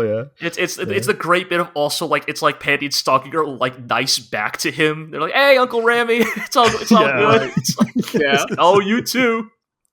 Yeah. So we kind of get back to business in the second episode, and they show that the boys will be sticking around, right? So we put them to work right away with the boys' all night the boys episode. going out on their little road trip to Vegas, baby. I mean, we immediately defanged them the way they immediately defanged Scanty and Socks with the beach ball episode. Like, Yeah. Iro, is this what Final Fantasy 15 was like? Is it just like dudes pissing together? Like, there's way less pissing dick. together. Independence dick. God, so dumb. I feel like I'm a child when I like laugh at this stupidest, crassest jokes. Like some of these parodies are like actually quite good and clever. Like some of them are references to fairly obscure film, and then you just have Independence dick. I mean, it's a very double-sided thing, right? Because some of the homages and parodies are very clearly coming from a place of love, like the Kirby episode or the Giallo episode. Yeah, and then some of the movie references are like, here's the Mandalorian from the Mandalorian. Here's Fast Don't and you Furious. like? Yeah. Yeah. And it's like, excuse me, I think you mean the sure, man. Yeah, like, do you have other jokes aside from remember this movie and what if we said the thing but with dick or pussy in it? Like, I mean, in some ways, that is the wonder of like Panty and Stocking, right? Is that it is like lowest common denominator, but it's like but it's like lowbrow made by people who like are also clearly artists, right? I mean, like the thing with Panty and Stocking, and this is something that I don't really often see people like. People obviously know that it's a homage to American animation. But the thing is, like, I think Panty and Stocking is explicitly supposed to be an answer to the like fake anime that you had in Western media in the 2000s, things like Totally Spies or like Kappa Mikey, where you get a like very superficial portrayal of what anime is. And Panty and Stocking is that, but like we are Japanese and we're making an American cartoon based on our like fake superficial idea of what American culture is like. I mean, shout outs to Trigger. I think the only anime studio other than the people who made Ice Shield 21 to acknowledge the existence of American football. Yes. Yeah, I thought you were going to say to acknowledge the existence of marijuana. Well, you know what? Probably that too, actually. Favorite joke in these episodes is where Stocking is like excited because one of the shops she goes to is selling weedless brownies for once. Showing that even these bad bitches don't do drugs. Oh my god. But yeah, I mean, the thing I would actually say about episode 7 is like, I think also a very solid episode. I was kind of worried it would be kind of like a breather episode after 6. I think in some ways 7 is like what in an ideal world, episode 7 is what Panty and Stocking's baseline would be. Like, just a couple of solid half episode sequences, like Independence Dick is like fine. Like, you get the boys there, they're doing their classic Zoomer lingo thing. And, they're talking about like, work life, separation, right? All that stuff. Which they're saying is bad, right? Is that what they meant? Was that the message we're taking away, right? Right, because they have the villains, yeah. The whole joke is that they won't lift a finger to stop the ghost because they're off the clock, right? And shout out to the ghost is like it's just a bunch all of the random kaiju together, right? Kaiju smashed together. It's King Kong and Godzilla and Megalodon and the Predator and also the Predator for some reason. That feels like almost an Imaishi-ism, just because they know Imaishi really likes the Predator. What's the thing with RoboCop? Ed 209 is one of the is the leg. Yeah. Also, shout out to the return of physical models exploding. We had actually had that for a bit. That is the best joke in the show. Yes, it's very good. But I feel like Longest Bitch Yard, the second one, is probably the one that like I like it quite a bit, but it is also that very good reminder of like why it is so fun to have followed Trigger all these years. Because you watch the credits for this one, and there it is, storyboarded by Gainax's young ace, Yo Yoshinari. And boy, does it show. Tell him 5 seconds. It's just like 100 times better animated, right? Panty's hair is flowing with more frames than like an entire Imaishi episode put together. Yeah, it's so funny. It's so funny. It's like he just can't help himself. And it keeps going, right? Look. Yeah, because that's a whole episode, right? It's like we're doing the prison parody episode, right? Yeah, Panty and Stocking get arrested. Yeah, Longest Yard. Somehow the Anarchy Sister. The Demon Sisters are there too. They're already running. They're demons. Yeah, they're already running the prison. Though it's like they got arrested for like some hilariously petty reason. It was like stepping on the grass or some shit, which is very good. Right. It becomes the classic win this football game to win your freedom, because that's how that works. Yeah. Shut up. If you've heard this one before, Trigger do an episode where they have to do a sport and gather a ragtag team of like complete losers. Yes. Yeah. Like, to be clear, this is no BNA baseball episode, but Winnie the Poohs were killed in the making of this episode. The thing is, you can feel the Yoshinari. Like this is the entire premise of this episode. If you like tone down the vulgarity like 20%, this is just the premise of a random Little Witch Academia episode. Like Akko and the girls have to win a sports game for some reason, and so that is the most Yoshinari thing about this episode. Despite all the crude, vulgar humor, it is just a heartwarming story about a couple of girl bosses beating the man. It really is. Like, I mean, it's it's a thing I almost like. I love and am charmed with about Yoshinari. Right? It's like somehow like in the divorce, Imaishi got Yoshinari, not Ano, and like Yoshinari is like literally the soft, sensitive one of the crew. Like, he can't even make these girls that mean-spirited. Like, I don't want to say he actually has them working together, and I don't want to say it's out of character, but like, like they're unironically just nice to each other at the end of this episode. I mean, you're forgetting the whole part where like the warden tries to bribe them all to throw the game, and they all immediately cave. They all immediately cave. Right. Yes. I mean, that's where Widow scripting comes in. Yes. I feel like I'm a child. It's just like, fuck or bitch or fuck. Yes, that was. That might have been my favorite joke out of all these episodes. Oh man, Panty taking a dive. I have those two back-to-back screenshots. Oh man, it's so good. The bitchometer is rising. It's rising and falling as bitch stock rising. Yes, bitch stocks are rising. Yeah, and it all just comes together in a beautiful message about how society pits us against one another for the benefit of the prison industrial complex. Yep. Indeed. And the thing we need to do is show class solidarity. Abolish prison, yeah. Wasn't this one also written by Kimiko Ueno? Yes. Yep. So, yep. Again, still good when paired with the right situation. I think so. Yeah. There's definitely. I think I agree with EG. Like, these were maybe not like the most amazing segments, but this is like what you would want your average episode of Panty Stocking to be, like, quality wise, right? Like, I think so. Yeah. In terms of there's even if it's not like the most amazing segments or whatever, they're both really solid and fun overall. So. Yeah, I mean, also just again, shout out one more time to Yoshinari being Yoshinari, right? It's like also this is just like weirdly the most graceful football match I've ever seen, right? Because it's Yoshinari, so he can't help himself. It's just all these beautiful swooping shots of these characters acrobatically diving, dodging linemen, and it's just like, all right, Yoshinari, we get it. I hope I hope the rest of the team makes a cameo later in the show at some point. They drew those like 3 new designs or whatever, like the 3 other girls who joined the right. Or definitely not just fake versions of Amanda and Constance and the other one.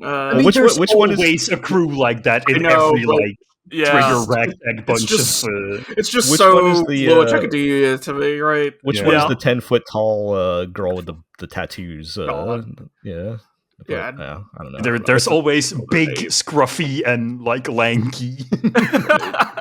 In some ways it goes all the way back to the genius himself, Akira Amamiya, and his iconic Inferno Cop characters, FBI. It's all the same vibes. Yeah. All right.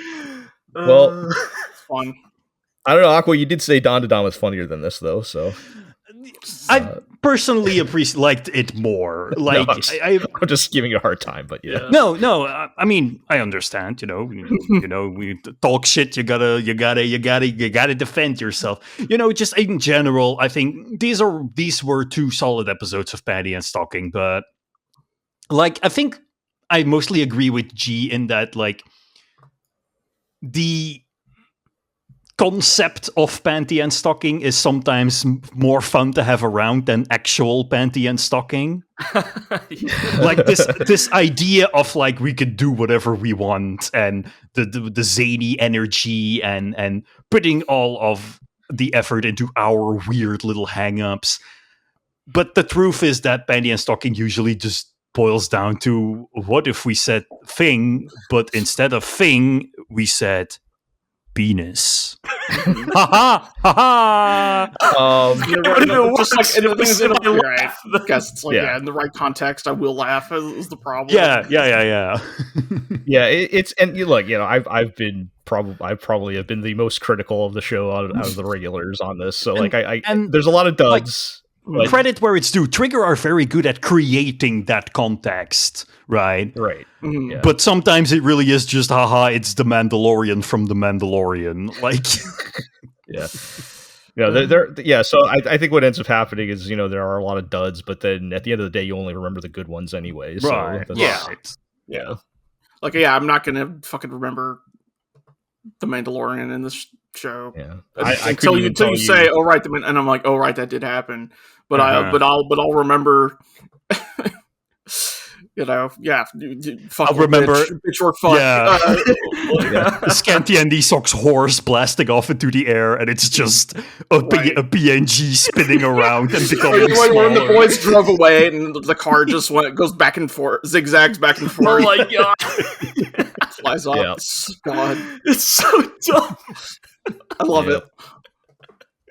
They're the only ones who can get away with it. I should train a new generation of animators to intentionally use Flash the laziest way possible. Right? Yeah. Also, you say that, but Dan literally did the low effort digital zoom joke in the latest episode. You do that. You are right. Forgot to call that out. Yes. Shout outs to every time any anime does the digital zoom. Mm-hmm. Yeah. All right.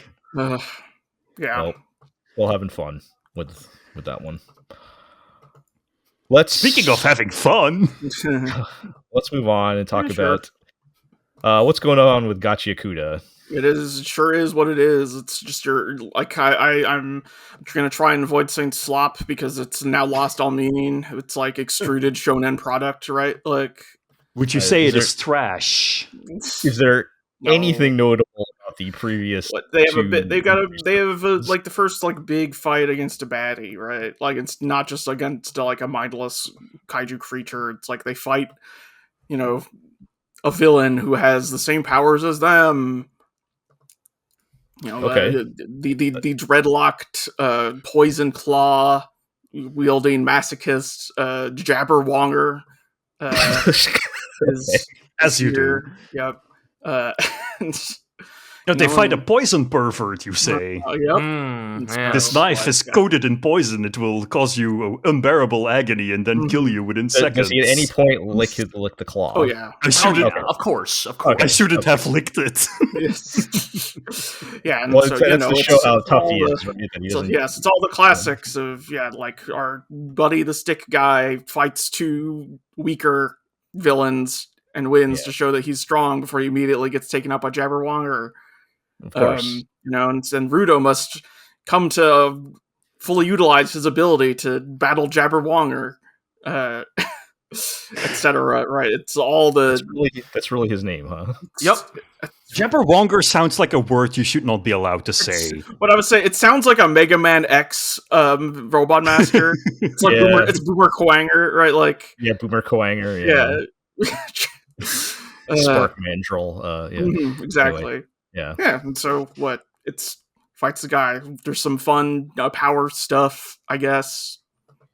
It's like because Rudo's power is to grab other things and use those things. Instead of, he doesn't have his own one thing. He has the gloves that let him bring out the powers of other objects. Oh, so, I thought you were going to say, like, is he Jackie Chan? Like, he grabs objects and fights with them? Dude, he should be, though.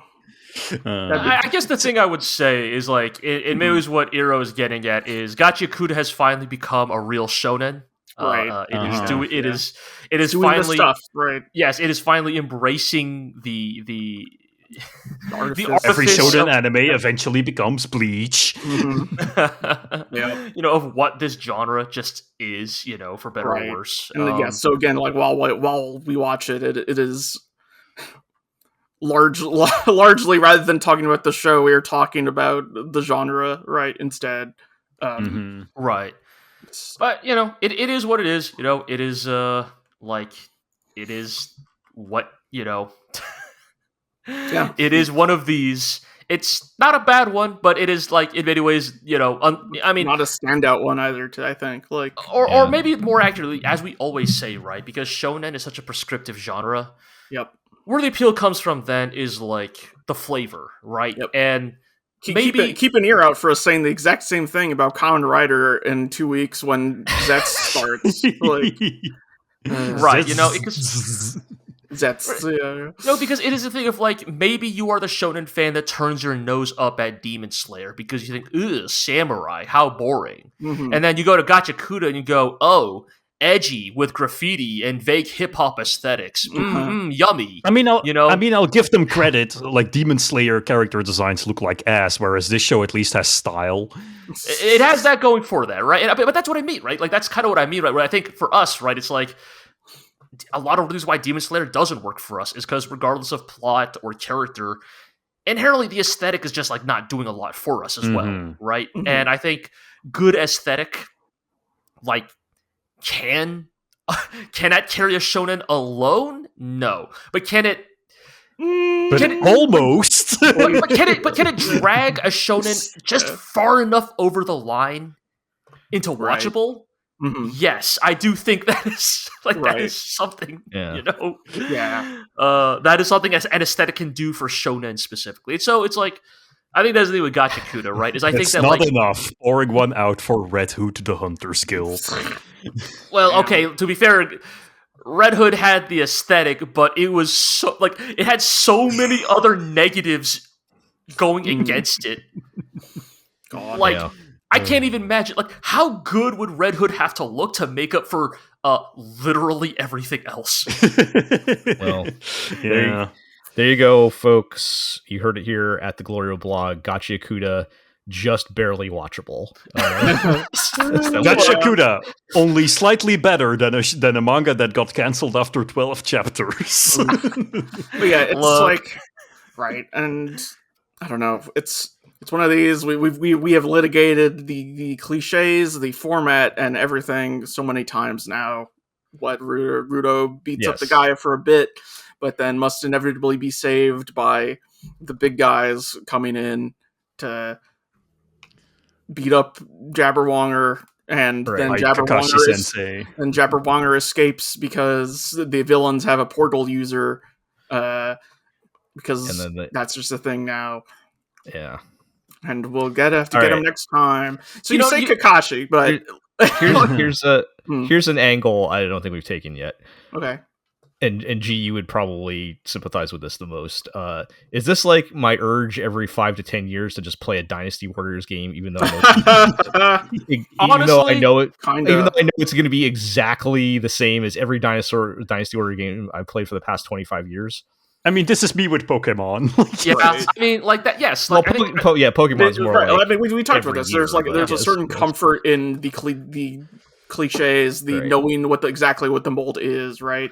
Right, and so I think that also then means you can just wait for the one that, like, checks enough of the other boxes, right? Because it's like, all right, like, you know, do I fundamentally like the like fundamental basics of what this thing is? Like, sometimes, okay, then what about this one that just has enough of the aesthetics or presentational boxes ticked, and you go, yeah, that'll be like the one I play or watch or read, you know, this year, this decade, whatever. This decade, right? Yes. Yeah. All right. Yeah. So I guess I'll point out because we talked about this whilst watching this show. Like, one of the more interesting things about Kakashi is, like, he does not bail them out of their first fight. The kids have to bail Kakashi out whilst he's fighting Zabuza. Uh-huh. Yeah, you know. Yeah, But the ways in which really. it's set up are, make sure to show that everybody is cool and strong in their own way. Maybe early Naruto is good, actually. I don't know. I only know two things about Gachiakuta, which is one, I thought that the bar for like try-hard poser dubstep metalcore OPs was pretty low already, but this one somehow manages to go even below it. And B, Keurana, I've seen the thumbnail of the Crunchyroll podcast that you are on, and call me. Yep. Keurana is a cool lady. We can at least agree on that. She's a cool lady and a very good artist. Yeah. All right. Shouts to Lotus Juice and Taki Iwasaki. Yeah, doing the things they do. Yep. Yeah, they got Lotus Juice, so that counts for something. But he's he's on the floor like carpet. Fucking hell. All right, let's move along then. Talk about the summer Hikaru died. I'm sorry, G. I'm still behind. This is a go on with shift. Aqua, please tell me you've caught up to. You're caught up on. Okay, yes. Okay, we can't keep making the sports reporter report on the queer horror show.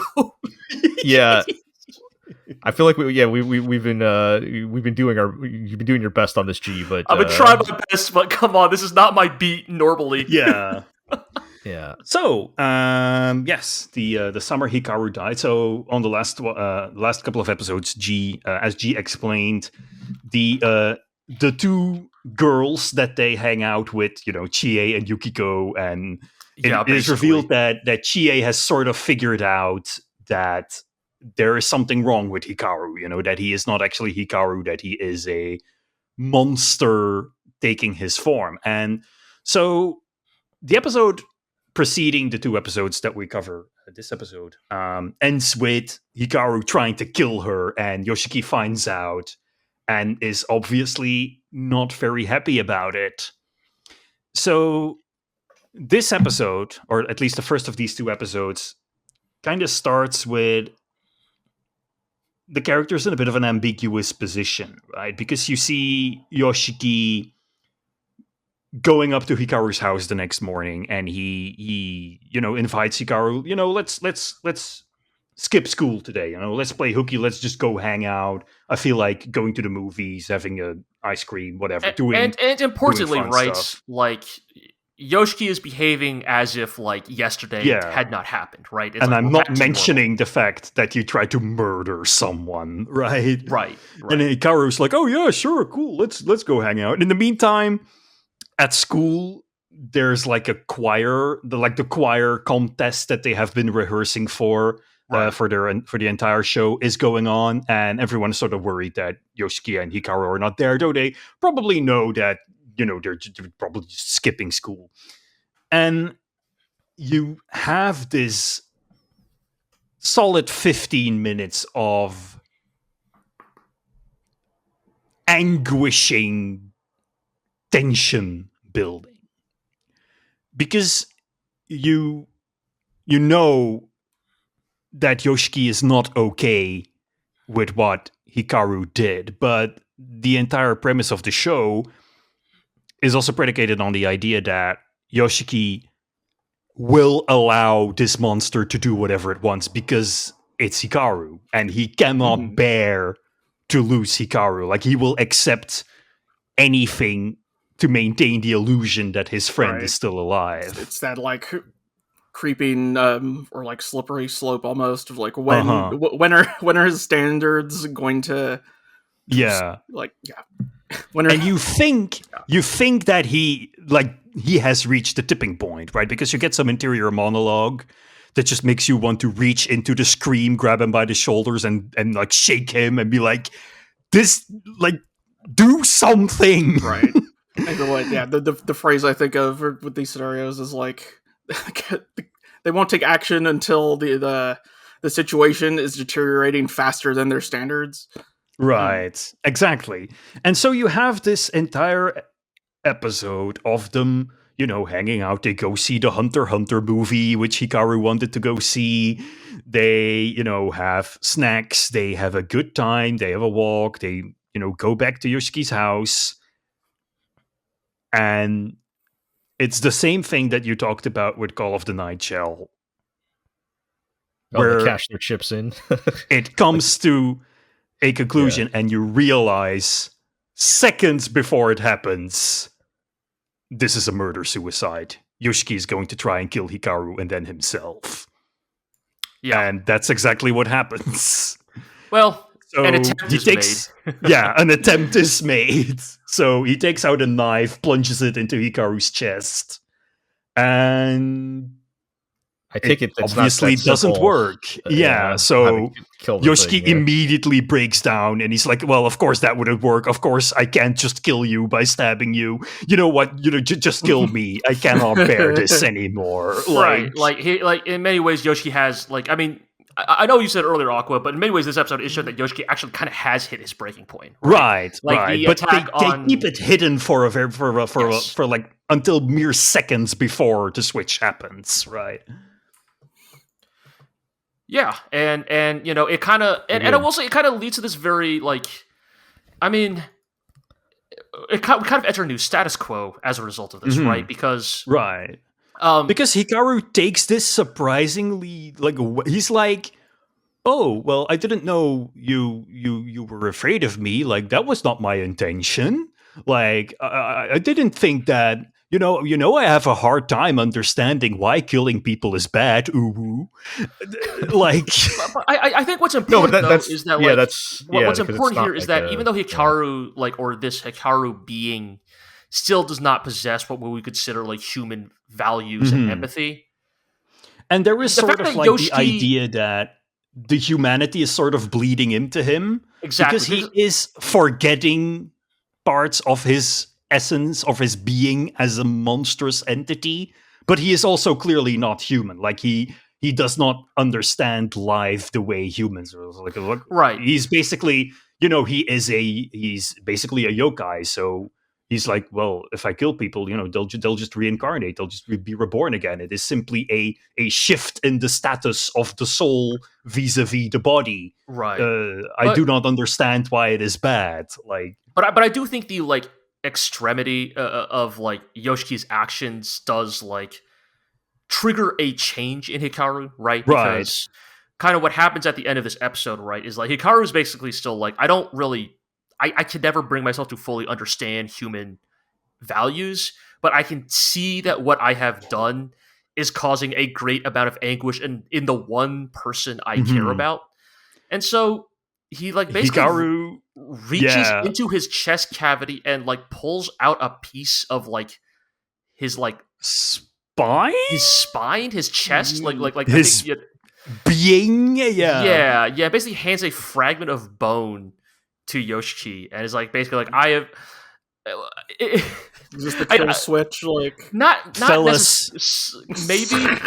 Fellas, is it gay to tear out half of your essence and give it to another man? Are we following up Tragic Yuri with Tragic Yaoi? It hasn't gone tragic yet, but it sounds like it's headed that way. And this is the part where my shonen brain kicks in because I hate to break it down like this, but he basically intentionally depowers himself. Yeah, that's exactly what we see in the next episode, that he gets injured and doesn't immediately recover. Yes, he deliberately handicaps himself to be if you're afraid that I pose a problem, that I can go volatile and kill people at the bat of an eye, I'm now making it so that I cannot do that. I am defanging myself. Yes, intentionally defanging disarms himself, right? Makes himself weaker. Ghosty rips his teeth out. Yeah, kind of that. Basically that. Yes, but the literally thing is, that. when Legoshi does it, it's because he's a goody two-shoes goober. Yes. Whereas here, you get the idea that it's not sure how genuine this is, right? Because we continue getting ideas, or we continue getting hints from the rest of the village that Nonuki-sama, or what this creature that Hikaru is called, is just an ontologically evil creature that destroys for the sake of destruction, and has seemingly the soul thing that humanizes this is the fact that it latched onto Yoshiki like a newborn baby bird. Okay. But of course, Yoshiki immediately pivots. He's like, "Oh, I'm so happy that you want to be a good guy now, Hikaru. I don't want to kill you anymore. Let's hang out. Let's go find out what you are. You know, we're gonna figure out what kind of creature you are, and so maybe we can like redeem you and integrate you into society." Right. Like the next episode is basically them starting to do the like legwork to figure out, the secret of the village, the dark secret, that the elders whisper about behind closed doors, the nature of Nonuki-sama. So you get a status quo shift, but the inherent conflict in the show, namely that, that tension between Yoshiki knowing that he is willingly allowing this danger to exist among his peers. Right. And not doing anything about it because, he looks like the boy I'm in love with. That is still there. Like, that remains in the show, even though what exactly the show is about has changed so drastically and has come to a climax. But I do think, like, even if, like, yes, on some level, like, the core tension of Yoshiki and Hikaru stays the same, I do think the status quo shift does add it. I mean, as we see with this episode, or the most recent episode, it starts to create interesting complications, right? Because, for example, when they're going to the library to figure it out, and it's the classic thing of, like, they assemble the map of all the old villages, and it turns out that the villages are arranged. It's all in a one giant transmutation circle. Almost. It looks like a human body. It looks like a human body. Each village is placed pathologic instead on like where an extremity of the human body would be, like the left arm, the right arm, the left leg, the right leg, etc. But the librarian there specifically is the daughter of the old woman that that was killed in episode 1. And again, not that Hikaru necessarily learns empathy, but more that like Hikaru is slowly beginning to understand some form of effects and consequences. Like, it's kind of like, it's sort of like, oh yeah, that fly you spotted because it was annoying you. That fly had a family. Other flies are mourning that fly. Right, like again, like this is not it like becoming a real boy, but it is Hikaru slowly beginning to understand that, like, his actions have consequences, right? Like, we also find out that Asako, the girl who kind of like figures out the secret, though again, to be clear, her assessment is like not incorrect, but like not. Well, yeah, she thinks that Hikaru is possessed by a spirit, but that it is still Hikaru, not that this is like something entirely different. And so she is not willing to like pull the trigger yet on like going public with this. She's all like, Hikaru, do you feel okay? Like, do you feel the spirit like possessing you right now? And Hikaru's like, no, I'm cool, I'm totally chill right now. And she's like, okay, well, if you start to feel like the ghost taking over, like, let us know. It's like, I mean, it's a very nice thing to do. Like, I think the side characters are very well integrated into the story. I really enjoy how this is a thing that horse I keep beating over and over again, but I very much dislike how anime that deal with these queer themes often are so single-mindedly focused on, like, if you have a Yuri anime, all the characters will be girls. If you have a boys love anime, all the characters will be boys. Whereas here, they sort of step out of that insulated idea and just, these are teens. You have boys and girls hanging out, they're friends. It's oddly refreshing, even if you disregard the central relationship / romance between brackets between quotation marks of the show. The general depiction of like teens being friends, being snappy at each other, is generally well done in the show. Sure. Which I've learned actually that the author is fresh out of high school. So what? Probably a lot. Yes. Wow. Yes. We got ourselves a regular Bakuman situation over here. Wow. A real look. So she posted the initial one shot for this in 2021 when she was about to graduate high school. Jeez, man. Yeah. Well, I mean, What do we say? The kids are the kids who grew up with Fire Punch and Chainsaw Man, you know. But no, the reason why I want to bring up Asako is because to a little illustrate like the tension of this all, right? Is because Asako is actually suffering from physical consequences of being attacked by Hikaru. She is like going deaf in one of her ears, and again, remember her whole thing is like she could hear the supernatural, right? And it also implies that Hikaru or Nonuki-sama does not necessarily like physically kill people. It was more of like a weird like trying to take over and destroy her, like break their soul or mind or something like that. Right, because what they say or what Hikaru says is like, honestly, like considering like how powerful I am, she kind of got off easy. Like I'm surprised she's like the fact that she's going deaf in one ear is the worst that happened to her is like pretty surprised. And he's so nonchalant about it that it's like, oh, even after all of this, like he still kind of fundamentally cannot connect to other humans that are not Yoshiki. But sometimes I think I've lived in a world made of cardboard, blah blah blah. A little bit, yeah. But this all kind of comes to a head though in right, because like obviously like Hikaru depowering himself, it's like, well, that has to like have consequences, right? And so malevolent spirits are still haunting the village, right? In the background, like all kinds of weird, messed up things are pouring into the town. A guy Yoshiki looks outside of the window one day at school, and there's like a weird, creepy, naked guy with a knife standing in the playground and waving at him.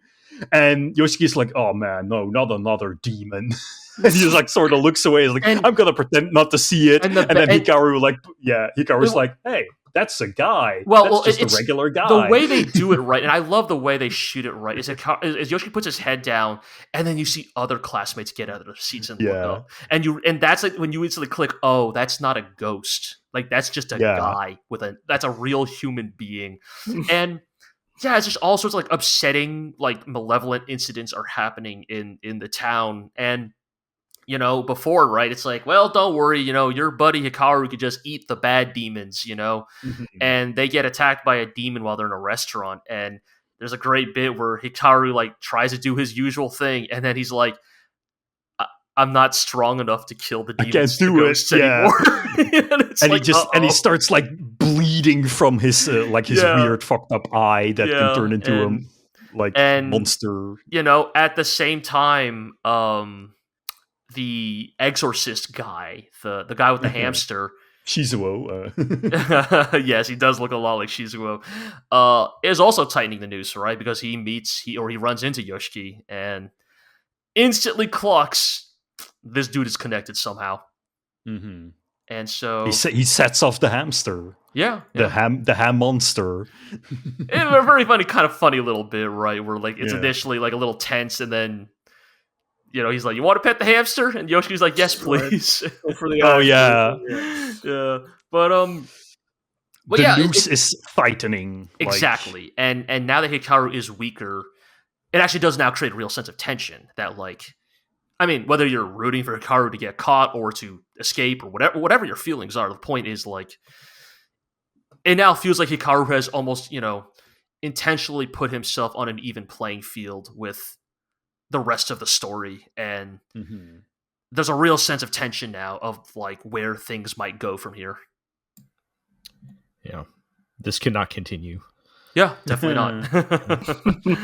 That has me interested in how they're going to end this anime, because the manga is not complete, right? Wait, it's not? Oh, I don't think so. Interesting. Okay, well.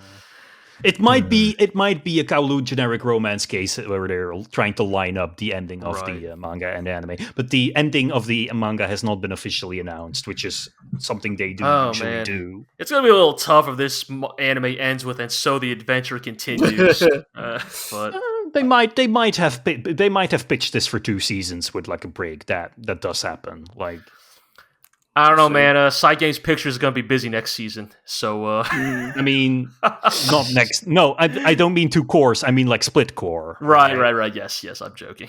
after they finish Cinderella Grey, they can come back. Also, the show continues to do a lot with with very little. Like, I do not think this show is Cygames' priority at the moment. No, but it's like very well shot. Like, I think it's like one of the, it is excellently crafted, but it is clear it does not have the means to be this exuberant production that you might expect from something like Cygames. Like, you will have the occasional like weird rotoscoped shot or like CG people in the crowd and the very cleverly hidden cuts and things like that. They are pulling out all the tricks, but they are compensating with just excellent directing and just building tension throughout. It's and also just a lot of like efficient use of weird like live action footage, like Yoshiki's nightmare where he is like surrounded by the brains with human faces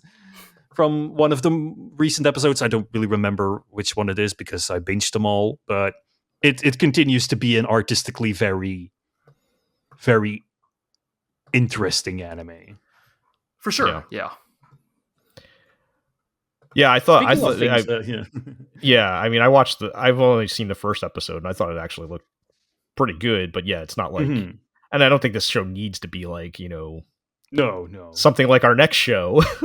Yeah, but it's like, it's the thing, like, it looks good, but if you look a little bit closer, you can see it sort of being strung together with like, I don't know, spit and pieces of straw. Maybe we're just also really spoiled the past like 2 seasons. Oh yeah, absolutely. But, yeah. This is what anime used to look like, kids. Yeah. All right. Let's wrap things up then with City, the animation. Quick anecdote before we start. I saw a clip from Nichijou the other day, and it felt like you guys will appreciate this comparison, but it felt like, you know, the first time you saw Guilty Gear XR'd after playing Stride? Yeah. You were like, wow, did it always look this kind of clunky? Right? Yeah. Well, no, it still looked great, but I think it really just made me appreciate, oh, wow, City does look amazing. Right. Because this clip that looks great, by comparison, is not on the same level. But yeah, anyway. So City, you know, I think I'm still coming down off the high of episode 5, but episode 5 is brilliant. Yeah, episode 6 I turned off halfway through. Wait, really? Yes. Episode 6 was still good, but that was last time. We're on. We don't need to relitigate that. We're on 7 and 8. Man, right you really do hate these comedies. Yeah. Sorry, if I can, before you guys talk about episode 6 and 8, because I did not watch them. I became kind of angry trying to catch up with City, because I was just watching this and I realized that I'm just not enjoying this in the slightest. It is just unwatchable to me. Wow. See, I mean, let me preface this by saying, artistically, this is a brilliant show, right? It looks amazing. It is beautifully directed. It is beautifully storyboarded. Everyone working on it in the audiovisual department is an absolute genius, you know? But I was just watching it and I just relived all of my Nichijou trauma. This is just the exact same thing. A weird thing happens. Whoa, that's so weird. I will say episode 6 had a lot of the manga artist bit, which is the worst. No, it's the bit with the football team. It's the bit with Hikaru and the football team that just drove me insane. Oh, I love that. Where they're all just where they're all just saying a non sequitur, and then she goes, "That's so random!" Slap, and then another guy says that one for me, really flags a lot. And then the end with the trebuchet, I thought was hilarious. The trebuchet saves the bit, right? Yes, because then that's her being like, God, I'm so embarrassed. I want to launch myself into the sun. And then also, that's what has them all go, of course, spam, right? I'm trying to remember, because that was compared to the rest of the stuff where I was just like, whatever. I'm trying to remember. I'm sorry, I'm trying to go somewhere with this. Yes. Okay, yeah. Well, go ahead and finish, because to me, this was unbearable. I could not. I was bored. I was angry. I was sad. I could not look at the screen and see any more of that same, like, a joke where the joke is either this came out of nowhere or they're being loud. And then I realized what the big difference was, is that I was watching this alone. Because all of the prior episodes of City I had watched along with other people. And I don't know, that created the context in which these kinds of jokes that simply do not land for me when I watch it individually. Where I was able to enjoy episodes 1 to 5 just fine. I was able to appreciate the art, chuckle at some of the jokes. Like I'll never be someone who, rolls on the floor laughing with this guy's humor. It is just, but I was at least like appreciative of the joyousness of it all. And when I'm doing that alone, it just does not hit. So I didn't even bother to watch the next episode because I realized I'm just going to hate this. Like if I'm watching this alone, I'm just going to hate this. Yeah. And I don't know, I found that interesting, right? To see how the context in which you watch a show can make such a tremendous difference. Perhaps the fact that you're less laser focused on what is actually being said and done on screen, because you're also paying attention to, the people you're watching this with and what they're saying about it, that you can sort of appreciate the things that City does do incredibly well, which is the art and the sound. And the fact that the jokes are just not my thing doesn't matter, because there is a separate context being provided for that art being, like, for that art being shown, to you. Right. And if that context is gone and the entire reason for the existence of all of that beautiful animation is those jokes that are just not my thing, that was something that quickly made me realize I should not be doing this. I'm not having a good time doing this. Like, this is, this is obviously, like, if you're not this is enjoying like trying it, you shouldn't be watching the difference between, I don't know, playing basketball with your friends and, throwing a ball at a hoop on your own. Like, they're different things, right? Yeah, and look, there's the anime police. Coming the anime police. I've called the cops on you, Aqua, for saying you don't enjoy City. Why does this always happen when we try to talk about City? Your crimes against takes. Yeah, look, obviously, if you're not enjoying the show, you shouldn't be watching it. And I'm not gonna sit here and be like, oh, well, you just don't understand the whatever. We've had the arguments about Nichijou for 15 years. Yeah, similar vein of the one thing I will say, just from my perspective, is I never thought of Nichijou or even this show as a lot of a laugh out loud type of funny comedy. It's, to me, it's more of and I think you touched on it, the vibes, the good vibes, right? Like you feel it's sort of a positive. There's a positive feeling to it. There's there's an element of the celebration of life, right? It's a celebration of your everyday life, right? And that's the part that elevates it to me beyond just wacky comedy or whatever. So it's not even so much about the laughing and everything. But if that's not connecting in, then you should. You don't have to force yourself, and I'm not going to be like, oh, you don't get it or whatever. Like, that's just opinion, right? And that's, but also occasionally it is really, really funny. Yes, but there are times that are funny. I'm wondering if you're going to get to the part that I want to get to on the first of this episode. But, is it the quiz show? It's the quiz, right? Damn. Yes. Okay. Yes. So, well, I have another part too, but that was actually. Is it? I mean, well, is it, or is it the one about, or is it the one about them like trying to prove that Nikura's not mad? Or just the instant ramen, like.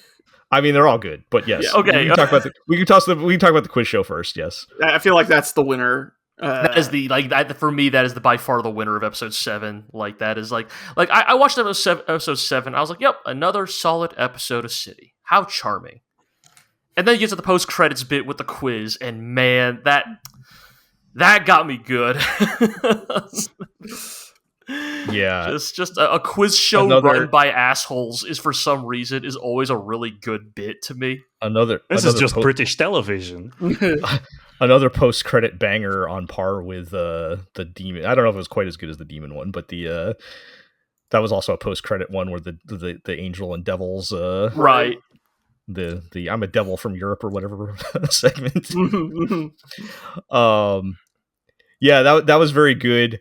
I was going to point out the ramen segment as the realest thing I've ever seen in anime. Yes. The weirdly sensual ramen sequence. but the yes, and just the feeling of the specific like midnight snack munchies type of scenario. Yeah. I mean, I have probably eaten a raw thing of ramen at some point in my life because I was too lazy to cook something. But yes, I'll admit to that on record. But yes, that I thought that whole segment was pretty funny. But yeah, the quiz show part was great though. That was just assholes doing a quiz show is good. But yeah, otherwise though, these are pretty standard City stuff, right? So then you get into the episode 8, which was people doing what they got to do for love, I guess. I actually liked 8 quite a bit. I think I would definitely take 8 over 7. I think because 8 is unified by a theme and like a general overarching quote unquote storyline, right? Which is like, that kid is trying to ask out the ponytail classmate who just has like sleepy girl. Yeah, sleepy girl, just like psychic succubus powers unintentionally or whatever, like despite having zero thoughts in her head at any time. And it seems to run in the family, right? Because her older sister also kind of has that. Yeah, well, her older sister's more like in more conscious, just but is quite flighty as well. Has mastered the powers of chaos. Yes, yeah. And you got the one kid trying to ask her out, and then the cop torn between the sisters, right? Right, yes. Yeah. You have the kid going to buy clothes, and just the entire bit about like fashion, just getting cajoled into buying a horrible shirt by the person there because you're too anxious, you're too socially awkward to like. I think my favorite part of that was him being shocked at the concept of paying $30 for a shirt. Dude, those are too expensive though. Fuck. I mean, that's like it is, but that's not like. I mean, that's not like if you're gonna buy yes. Recently, I was in a store and looked at price tags of shirts, and I was like, "That is $150." Yeah, I mean, what is this?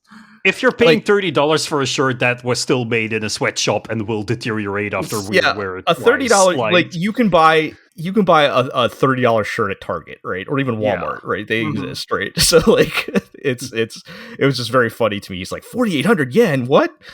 But the reaction of his dad and sister and her friend to the outfit is so fucking good because they egg him on. Well, first they're like, oh, you know what? There's just one little thing that needs changed about this outfit. Let's just change out this shirt. And he's like, no, the shirt's non-negotiable. So they're like, well, I guess we got to.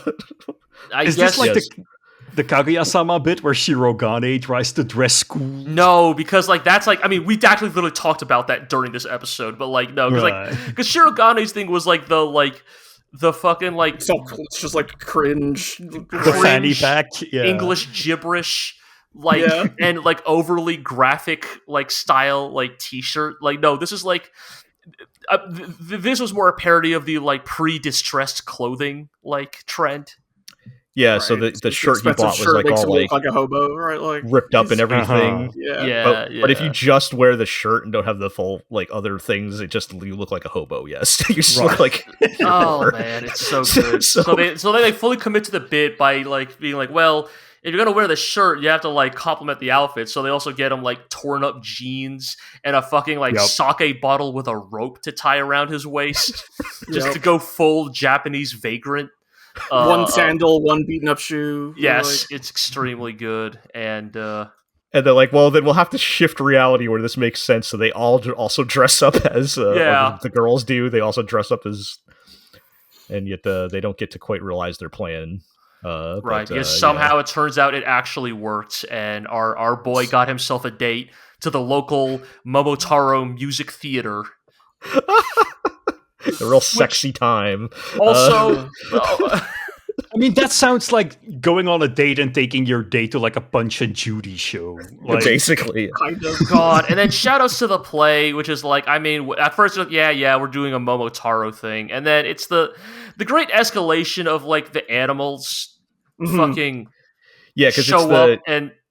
It's the guy that we saw one time that has like all the weird animals. Right. Punching monkey. And, yes, the theater troupe. So he uses them to perform Momotaro with what's her name in there as well, but Nagamo, yeah, who just apparently just takes whatever part-time job, but right. Hey man, but no, she is the most relatable character in this show.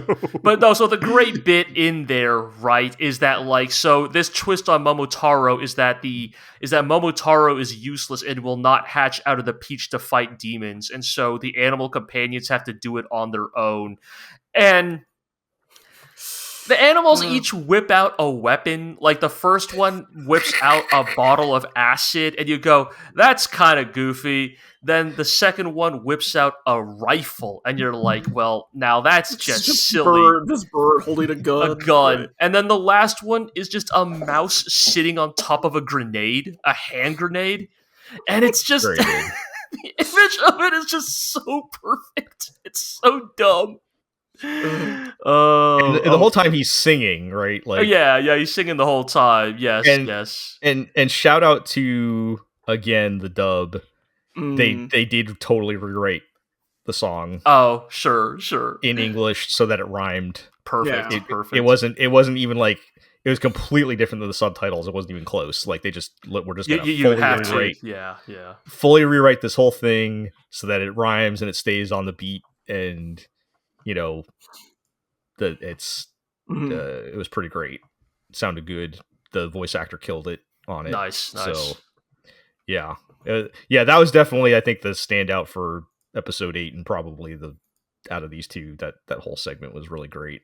But yeah, the bits with the the romance bits, because you also had the opening scene with the rich girl who right. That was the theme they were carrying through in the beginning, right? We hadn't seen too much of her yet, but yeah, she's trying to figure out how to ask the delivery boy out or whatever. Strapping delivery van. Yeah, and she like calls her. I'm sure. I'm confident that's going to come back where she builds the yakisoba bread factory or something, and then gives it to him, and he's like, "Oh, my dad loves yakisoba, right?" That's definitely right going with that joke. But yeah. So yeah, I think really solid episodes overall. Still love City very much. Mm-hmm. It's just a lot of good anime. I think our top 10 is going to be Murder this year. Yeah, like trying to lock that down. Because there's a lot of really good shows. I don't know, man. Luckily, a friendly alien octopus will come in to resolve all conflicts and make sure we can all be friends at the end. But have you considered that Oguri Cap runs really, really fast? I need to watch that, G, so I can join you in the. What do they do about jockeys? Oh, buying the vote now. We're rigging the election. Jockeys don't exist in Uma Musume. Yeah, no, they don't. They just run. Yes, I have done some research. Everyone would riot if strange men were riding all of these horse girls. Yeah, no. I mean, just like how in the real world horses don't exist, in this horse world humans don't exist. Right. I mean, we need to go. I will say I have done a little bit of research. Apparently, like actually, unironically, some of the girls in Uma Musume, their personalities or stories are based on a like hybridization of both the story of the horse and their jockey. So. Right, because obviously the horse. Not every horse is gonna be gold ship and have like crazy personality. Right, exactly. Yeah. I gotta stop horsing around. We moved away from the horses for a while, and yet somehow we still came back. I don't know. All right, I think that'll do it for this episode. Then I think so. Let's wrap it up with our housekeeping. You can check us out at theglorioblog.com. You can follow us on Blue Sky at GlorioBlog. You can subscribe to the podcast on Apple Podcasts, Spotify, Amazon Music, Podbean, Stitcher, and of course YouTube, where you can like, comment, subscribe, ring that notification bell. Tell us who your favorite horse girl is, and tell your friends, tell your enemies. And we'll catch everybody next time. Goodbye, horses.